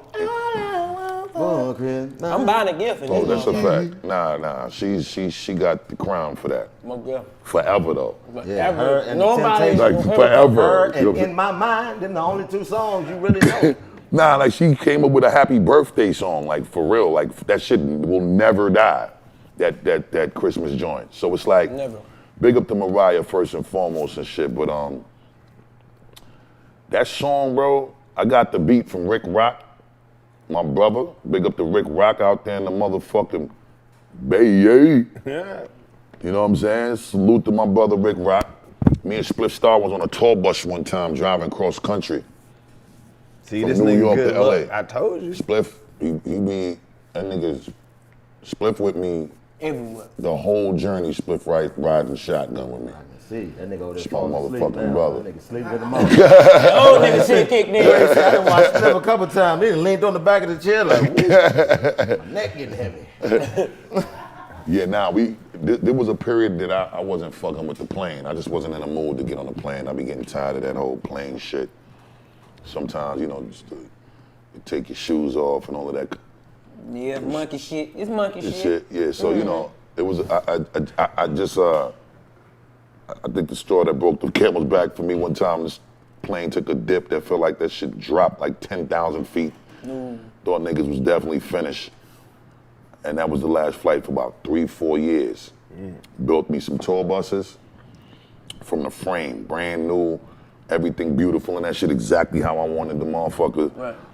And we would live on them shits and drive from New York to LA with 2 of the most incredible tour bus drivers in the planet. Only time these motherfuckers would stop was the fuel or if motherfuckers had to use the bathroom. But overall, it was a relaxing drive. You was able to rest. Right. You know what I'm saying? A lot of the time niggas is grinding so much until you in a situation where you ain't got no choice but to sit your ass down. Right. You working to exhaustion. You know what I'm saying? So we on the bus and while we riding a lot of the time, we playing the video games and shit. We watching wild movies, getting ideas. We listening to Wild Beats. Niggas is sending us left and right. You got studio on the board. Yeah, we definitely had a stew on the bus. We got the bud on the bus. We got the liquor on the bus. But everything is just cozy. Niggas is riding out and the beat came on. And I just started singing this shit with Spliff. We just started bugging out, like on some joke shit. And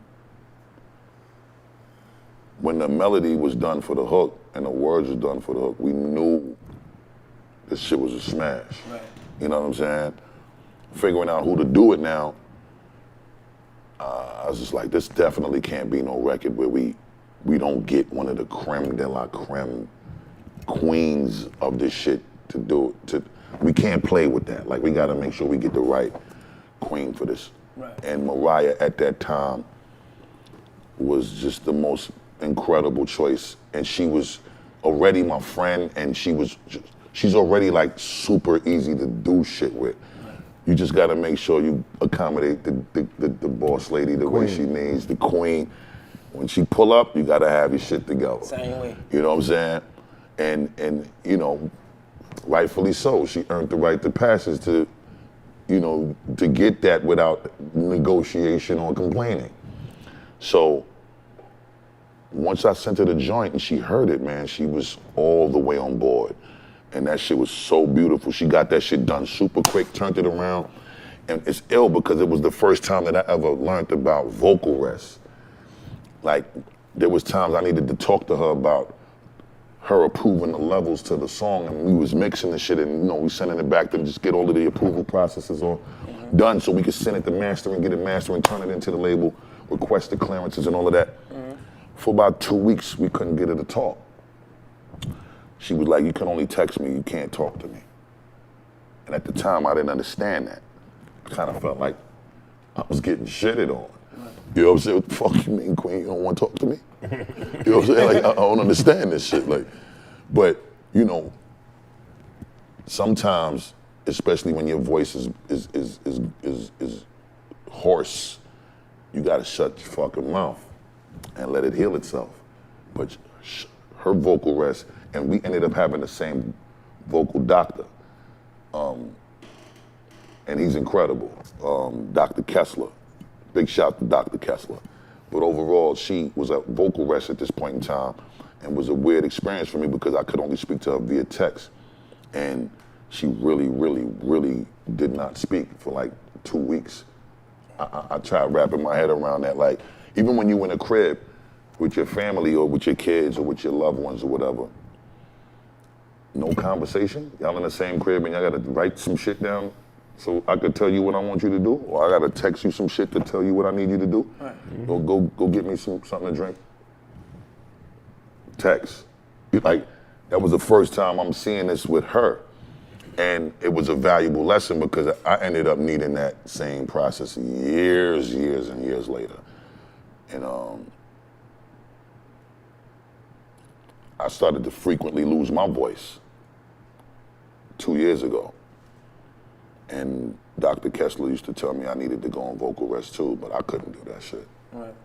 Fuck Busta Rhymes gonna keep his mouth motherfucking shut. Yeah, what the fuck type of shit is that? You can't goddamn, you ain't doing this shit. You had to go back to the breakdance thing.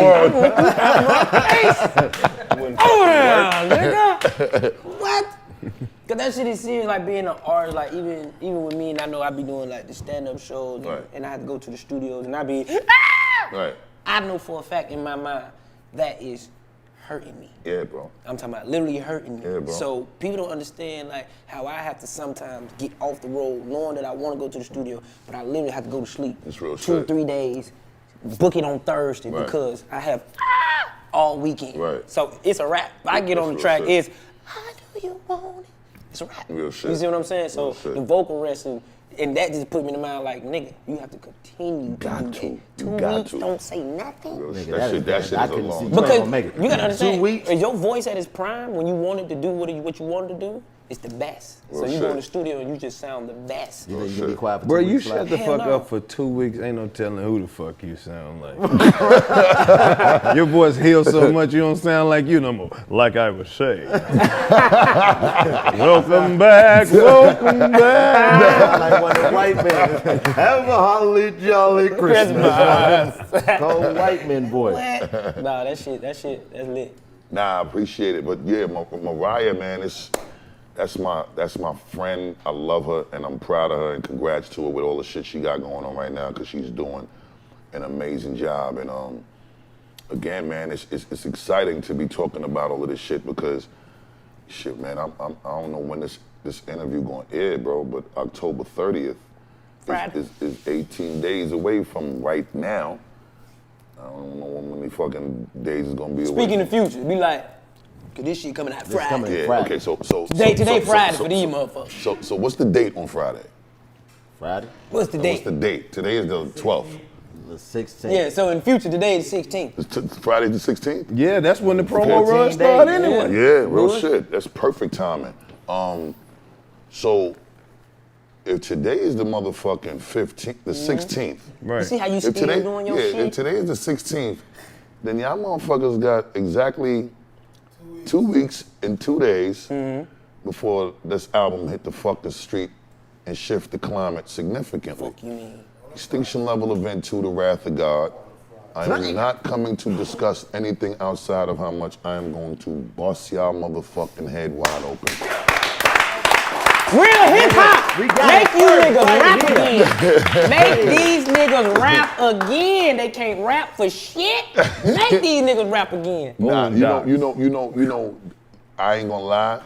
It's so beautiful to be able to put out an album in this time, especially dealing with speaking directly to the times. Right. I take great pleasure in speaking directly to the times, especially when it's been a part of this storyline for the last 24 years, from the beginning of my solo career, not my group career. So 29 years professionally doing it since the first Leaders album in 91, but 24 years since the first solo album in 96. So to go from The Coming to When Disaster Strikes to Extinction Level Event, and then 22 years later come with my first sequel album. I never did a part 2 to none of my albums. No. This is my first part 2. And this is my first album at retail in 11 years. So this is a big moment for me. You know what I'm saying? That motherfucker dropping in 2 weeks and 2 days. Real shit. What? I can't wait. Thank you for coming and sitting with us and Too letting hard, us I be a might part burn of it, myself. man. You know what I mean? Nah, thank you, King. I'm honored to be a part of y'all because I ain't gonna front. I done watched a few interviews with y'all. Y'all motherfuckers be having me in a stool, wilding. So to be here and y'all, and the thing that I think is dope with what y'all do, y'all remind motherfuckers how important it is to still laugh, my nigga. You know what I mean? All this wild fucking shit, this wild cowboy shit going on out here. White people acting a little crazy, a little too crazy. You know, the police department acting really fucking crazy. And, you know, black people out here trying to figure it out, but they still doing a little bit of crazy shit they shouldn't be doing too. But for the most part, you know, to be able to see that there is a struggle that's being fought every day on some very real, focused agenda shit amongst the common man that's just out here trying to find their way because they done took all types of civil liberties away from niggas. They literally telling niggas you can get in trouble if you breathe freely. I never thought that I would live to see the day that a nigga would turn breathing freely into a mandate. Right. That really ain't even passed legislatively as a law and make it like a crime. I'm not saying don't be conscious and not to be careful. Self-preservation is obviously the first survival instinct. Right. Like a motherfucker, you better be careful. Hell yeah. Like a motherfucker, you better deal with self-preservation. But you also need to remember, every man has to live and die in his own iniquity, which means that with every choice comes an invoice. But part of living is living if a motherfucker ain't out here living with proper understanding. Understanding is the best part. It's the absence of confusion. Niggas is just going along with shit and complying willingly without asking any questions. Talk your shit! We ain't trying to understand some real shit. Like, okay, I'm gonna just put this mask on just because niggas told me to. I want some real information on that shit because I really want to live. I know scientifically there is some infractions with putting this mask on and recycling the carbon monoxide that you exhale. Is it carbon monoxide or carbon dioxide? I fuck it up too. They know. Carbon dioxide, right? Cool. So we ain't supposed to inhale or recycle what you breathe out. We ain't supposed to do that. Like that's just not. It's just not what you're supposed to do. You don't eat your own shit. You don't drink your own piss. You don't inhale what your body gets out of its system. Right. So, I think doing that, and then your children doing that, and some sort of side effect. There's gonna be some damage done in that. But if you really just supposed to be protecting yourself from this crazy shit, let us do this shit with some real substantial information that can be backed up by some truth that can't be disputed or challenged, because niggas really do want to live. Right. And motherfuckers really want to find a solution on how to get past this shit. But to just be indefinitely telling motherfuckers all type of inconsistent shit, and the regular man that just want to go and earn an honest living can't even go do that because you done shut all businesses down. Right, man. We can't even pass the fucking Cavassier. Niggas gotta get their own. Niggas You know what I'm gotta get their saying? own Cavassier any day. Niggas. It's still open though, but we just can't pass it. Can't pass Stay it. Like, 6 feet away with the Cavassier. That's a new, it's the remix. You gotta goddamn throw the ball. Nah, but overall, without getting too off the deep end with the deep shit, I love the balance that y'all find and still giving motherfuckers feel good energy. Because with all this crazy shit going on, a motherfucker do gotta remember you need to sometimes take a break from that shit, let the second string niggas go in and fight, and you need to recharge, nigga. Right. Go learn to laugh and live a little bit and get to some feel good energy so that you can get back to the fight with some fuel again. Right. You know what I'm saying? So I salute y'all for that. Coming from the OG itself.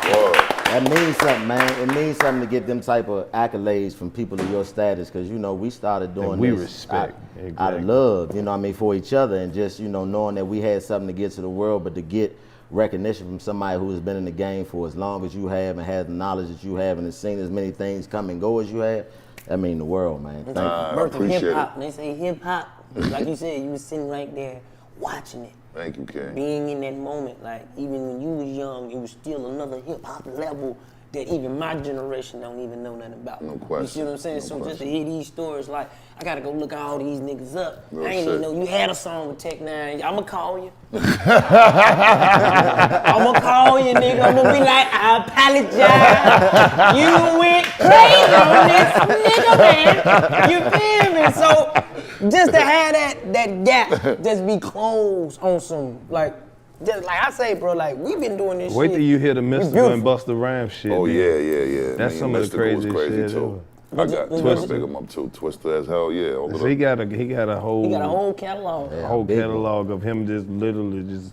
Hey, yo, Swiss, let's get this verses together and stop fucking playing, okay? That sounds like it's already on an album. My brother Swiss that's my fucking, Swiss is like my that's one of my closest brothers in this music industry shit. Professionally and personally. That's a brother that I could call when I'm really having a headache with a personal issue and I could get some guidance from. And he younger than me. Right. He's just a super smart, very, very intelligent, and very resourceful brother. And he's a giver, you know what I'm saying? And that's another thing that's important for niggas to hear. Instead of talking all of this shit about what another nigga ain't got and on how much shit you want to throw up in a nigga face, it's too easy for me to stunt on niggas too. Right. From jewelry to car shit to all of that. Niggas know my rep when it comes to all of that. But I just think in these times, we just need to make a little more of a conscious effort. I'm not saying don't have fun. Have fun.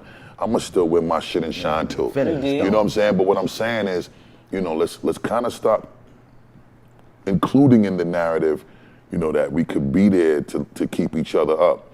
You know what I'm saying? Salute to my brother Scarface, because he need us a lot right now. Right now. Yeah. You know what I'm saying? Legends to our face. I love Scarface. I want to thank Bun B for getting me on the phone with Scarface when I got the kite about what his situation was recently. And we've been on the phone speaking pretty much every day since then. And, you know, I'm going to do everything in my power to be an incredible and a very powerful resource to Scarface, because Face was one of the brothers back in '91 when I went on a PE tour with Leaders of the New School. That nigga used to come out there with this green leather suit on in the middle of the Ghetto Boys performance, and it was like 11 of us on stage. Leaders, Son of Berserk and the Hellraisers, Tribe, Public Enemy, Kid and Play, Oaktown 357, fucking Ice-T. Nigga, like this tour was so legendary, and PE headlined it and brought all of us out. And Scarface used to come out there with this green leather suit, with the cane and the top hat. Mr. Scarface. Yeah. And nigga, when that came on, all I have in this the world, whole fucking arena go crazy, lose they shit. And it was just the spotlight, so you couldn't even see the face because the shadow of the brim from the hat was dark when it made his face dark. But he just had that walk. Came out on niggas on some Godfather gangster shit and would sledgehammer the venue in the middle of the Ghetto Boy set. Cause they would come and do their group shit. Right. Then Willie D would do some of his solo shit. Bushwick Bill would do some of his solo shit. Rest in peace, Bushwick. Okay. And motherfucking Scarface would sledgehammer that shit. Yeah. And these were shits that I was blessed to be a part of. So to have that kind of history with the bro, and we still been able to have that brotherhood all these years later, damn near 30 years, man. It's like, we can't sit there and watch and not be able to be crutches and keep each other up. Mm-hmm. Exactly. So, you know, I'm just saying that to say, every generation, every demo, you know, even the generations after us, like, be them resources for each other, you know what I'm saying? Because at the end of the day, no matter how proud niggas want to act like they are, motherfuckers need each other sometimes. You know what I'm saying? Real. And we gotta be there. One of my favorite YouTube clips. You in the studio with Timberland, and then he was like, "Nigga, you ain't making no," you know, basically. Oh yeah, and I started fucking with the keyboard and pressed that shit. Yeah. That motherfucker Timberland just heard me press that. He knew what the fuck he was doing though. Right. He knew he had all of them fucking tricks and treats up in the damn keyboard. And he knew I was going, once I started fucking with it, he knew I was gonna stumble on one of them shits that was gonna motherfuck me up. Right. And it did. Great. We got to it, and that motherfucker made the joint. I actually wrote verses for that. I wrote verses for it. We didn't finish the song. I think I laid one verse or something, but we never went back to it. Yeah, that's a lost file. Nah, but overall, again, I thank y'all for having me. You know, again, I'm a plug it. Extinction Level Event 2. Yes, sir. We gonna plug it. Wrath of God. Plug it too. We are. Did you know that this podcast was voted the #1 podcast amongst black people with no cable? You lying. Right? Nope. I swear on everything. What? The people's We are going choice. crazy. That shit is incredible. Congratulations. Appreciate you. Wow, that shit is. Yeah, we coming up in the we world. gotta give it up. Legend. Fuck you, man. Fuck you, man. Fuck you, Bum man, ass beloved. nigga. Fucking legend, nigga. Love, kid. Fuck that. Word. You little niggas, look, if y'all fuck with me, all the little niggas is 13 and 12, hey. This is where I get my shit from, you hear me? You crazy ass ab, yeah, wham, look at this. This is how you sound Nigga, after yeah. vocal rest. Well, folks, there you have it. Busta Rhymes here live on the 85 South Show. Good night. We'll see you guys next Friday. After vocal rest. Yeah, it is already. Wait till it sound like after 2 weeks. Thank y'all, man. No, thank you for Thank you, hey, bro. man. This nigga, nah, bullshit. Hey, we gotta take a picture. But this like the first iconic Yeah. like moment on the 85. We done had a lot of motherfuckers. Wow. A lot of This one, bro, motherfuckers. that's Look how Marvin Gaye looking. Like, boy, y'all got Busta Rhymes. Nah, real talk. This the first time he smirked.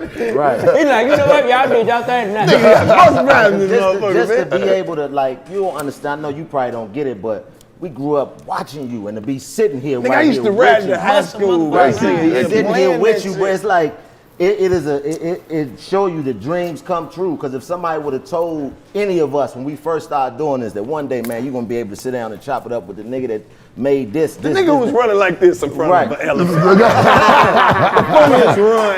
right, you know what I'm saying? Like, Like this. Fucking elephant. you know what I On mean? me.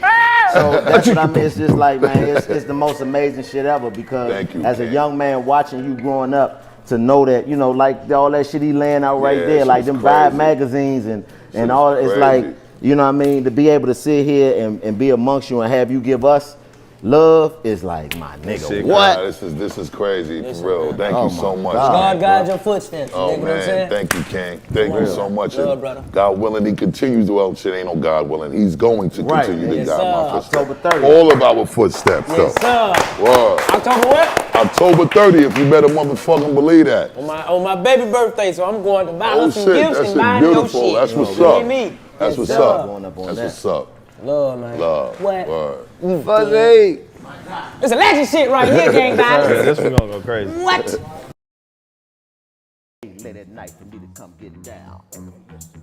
When I come over there, get in the wig. He said we can't do nothing tonight because of my kids. He said, fuck them kids. They should be asleep anyway. He said, fuck them kids. I ain't let them get in my way. Fuck them kids. That's a fact. I bribed them kids with a bag full of snacks. Fuck them kids, fuck them kids. Fuck them kids, fuck them kids. With a bag full of snacks. Fuck them kids, fuck them kids. Fuck them kids, fuck them kids. With a bag full of snacks. I came over here like, hey, Don't make me whoop your ass again. Huh? I'm at work. A kid did that? Which one? Oh, this one. I ain't even see that one. Hey, boy, how old is it? look at my braids. Bring it to me.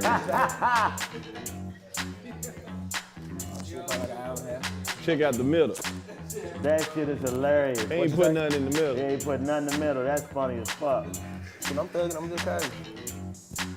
DC look like Rich Homie Quan. Right. He made our with a bag. ears look So like let's booty see. holes. He even put Marvin Gaye in there though. Yep. Ah, hilarious. Well, your ass look like R. Kelly. Fuck you. I wanna piss on you. Drip, drip, drip. Ah! That's that key in ignition, R. Yeah, Kelly. he do gotta be looking like kills on that motherfucker. They got Karlous looking like he working AutoZone. What's up? You look like you a And they got a fireman. tumor in it right here. That nigga here. Nigga said they got our ears looking like booty holes. Booty hole is. That's hilarious.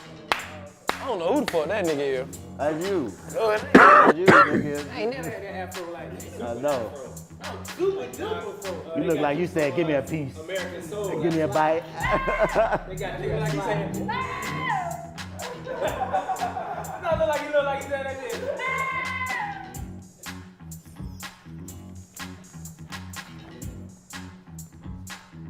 This sound like the beginning of the movie. Trying to commit the robbery and shit ain't going right. This, Got down with that one. I can tell he fucked up the tooth. He just blacking it out. He's blacking it out. He's like, God damn it. nah, nigga, you got that nigga low showing some chew. Me and Marvin Gaye had a show. I ain't even gonna play. That shit cold. Looking like, where my microphone at? Cause who got the mic? It's my turn to sing. I'm doing the ad libs.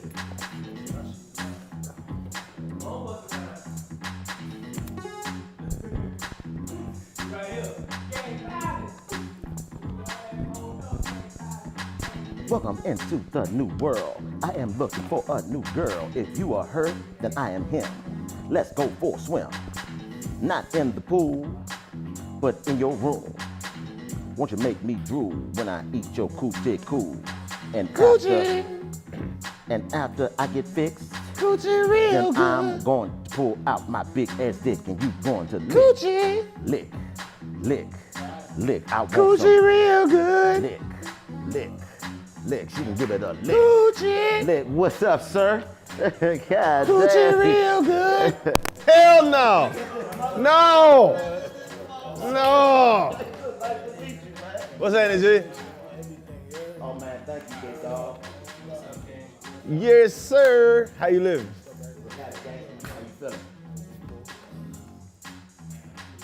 Last time we were together, we was at the roll room and stripper bowl. We was walking on money. The whole club full of money. Stripper bowl.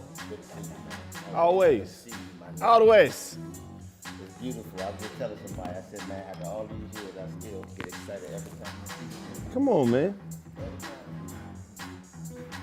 You know what we on. Trying to make this house a home. Hold on, bitch. Come on, bitch. Let me see them tits. Work it smooth. With Capri Suns inside of it. Oh, yeah. What the refrigerator look like? I said, hold on, bitch. Oh shit, niggas gonna upgrade in this motherfucker. Hold on, girl. Motherfucking shit. Oh, man. Give me some of that pussy, baby. Give me some of that pussy, girl. Give me some of that pussy, baby. Give me some of that pussy, girl. Give me some of that pussy, baby. Give me some of that pussy, girl. Give me some of that pussy, baby. Give me some of that pussy, girl. When you just came outside, I seen that you were dancing. I wanted some of that pussy, so I took my chance by asking me some of that pussy, baby. Give me some of that pussy, girl. If you wanna be my friend, then give me some again. I'm tired of asking, I'm just gonna ask you when. Give me some of that pussy, baby. Give me some of that pussy, girl.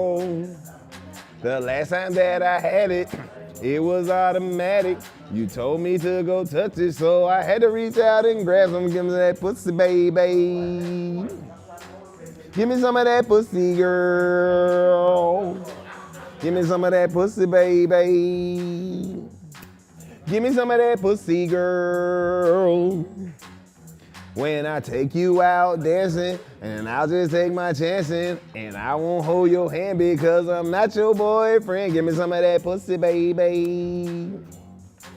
Give me some of that pussy, girl. Give me some of that pussy, baby. Give me some of that pussy, girl. My nigga knew. I'm living amazing. How are you, bro? Good, brother. Welcome to the trap, man. No doubt, no doubt.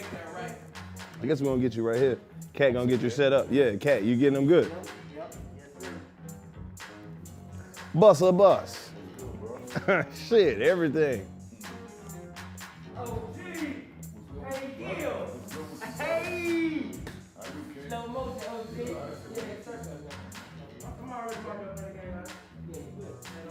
Give me some of that pussy, baby. Give me some of that pussy, girl. Last time that you gave me some, I didn't want to touch it. But now you try to give it to me because it's in my budget. Give me some of that pussy, baby. I might got down to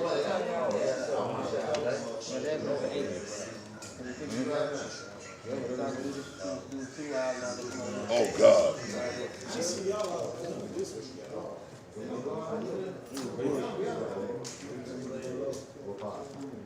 Dang. Are you just reliving time right now? Oh, wow.